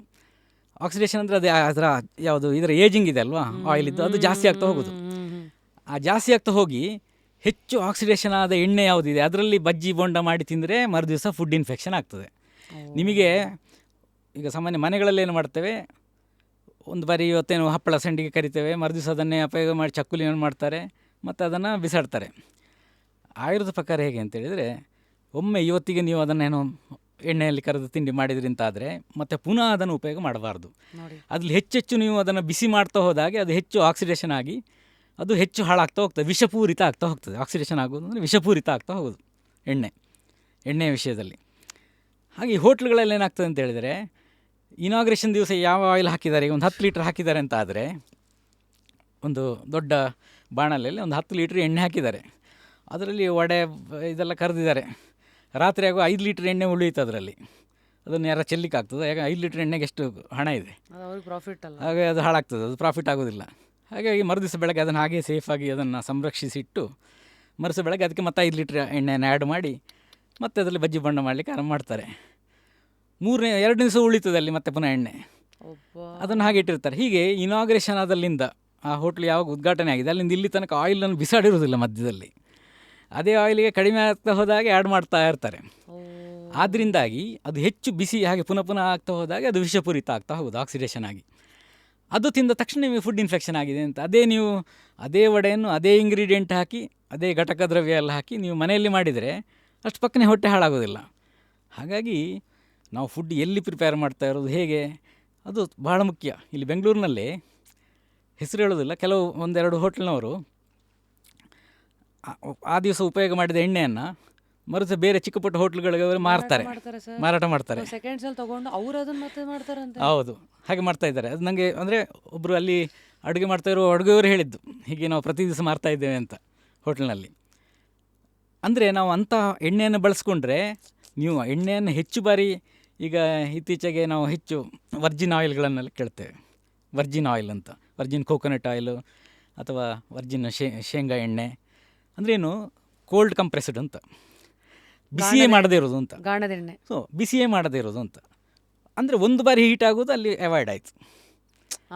ಹಾಗೆ ಅದೇ ಸೇಮ್ ಕಾನ್ಸೆಪ್ಟ್. ಇದೇ ಕೆಮಿಕಲಿ ವಾಶ್ಡ್ ಆಗಿರಲ್ಲ ಅಲ್ಲ, ಆಕ್ಸಿಡೇಷನ್ ಆಗಿರೋದಿಲ್ಲ, ಒಮ್ಮೆ ಒಂದು ಲೆವೆಲ್ನ ಆಕ್ಸಿಡೇಷನ್ ಆಗಿರೋದಿಲ್ಲ. ಸರಿ. ಓಕೆ, ಇಲ್ಲಿಗ ನೀವು ಮನೆಯಲ್ಲಿ ಒಮ್ಮೆ ಮಾಡಿ ಮತ್ತೆ ಪುನಃ ಅದಕ್ಕೆ ಈ ಎಣ್ಣೆ ಮೂಲಕ ನೀವು ಹಣ ಎಷ್ಟು ಸೇವ್ ಮಾಡ್ತೀರಿ, ಅದು ಹಾಸ್ಪಿಟ್ಲಿಗೆ ಖರ್ಚು ಮಾಡಬೇಕಾಗ್ತದೆ. ಹಾಗಾಗಿ ಅದು ಅವಾಯ್ಡ್ ಮಾಡಬೇಕು ಅಂತಾದರೆ, ಅಷ್ಟು ಡೀಪ್ ಫ್ರೈಡ್ ಫುಡ್ ತಿನ್ನಲೇಬೇಕು ಅಂತಾದರೆ ಒಂದು ದಿವಸ ಮಾಡಿ ಅದನ್ನು ಬಿಸಾಡಿಬಿಡಬೇಕು ಆ ಎಣ್ಣೆ. ಅದರ ಹಣ ಎಷ್ಟಿದೆ ಲೆಕ್ಕ ಹಾಕಬಾರ್ದು. ಲೆಕ್ಕ ಹಾಕಿದರೆ ಮತ್ತೆ ಆರೋಗ್ಯಕ್ಕೆ ಹೆಲ್ತಿಗೆ ಮೆಡಿಸಿನಿಗೆ ಖರ್ಚಾಗ್ತದೆ, ಅದಕ್ಕಿಂತ ಹೆಚ್ಚು ಬಡ್ಡಿ ಸಮೇತ ಖರ್ಚಾಗ್ತದೆ. ಗುಡ್. ಹಾಗಾಗಿ ಈ ಎಣ್ಣೆಯನ್ನು ನಾವು ಹೇಗೆ ಉಪಯೋಗ ಮಾಡ್ತೇವೆ ಅದನ್ನು ಹೊಂದ್ಕೊಂಡಿದೆ ಬಿಟ್ಟರೆ ಇದು ಹಾರ್ಟಿಗೆ ಒಳ್ಳೆಯದು ಹಾಗಲ್ಲ. ಎಣ್ಣೆಯನ್ನು ಮಿನಿಮಲ್ ಬಿಸಿ ಮಾಡಿಕೊಂಡು ಹಾಗೆ ಉಪಯೋಗ ಮಾಡ್ತಾಯಿದ್ರೆ ಡೀಪ್ ಫ್ರೈಡ್ ಫುಡ್ ಅದಕ್ಕೆ ಒಳ್ಳೆಯದಲ್ಲದೆ ಇರೋದು, ಆಕ್ಸಿಡೇಷನ್ ಆಗಿ ವಿಷಪೂರಿತ ಆಗೋದ್ರಿಂದ ಅದು ಒಳ್ಳೆಯದಲ್ಲ ಅಂತ.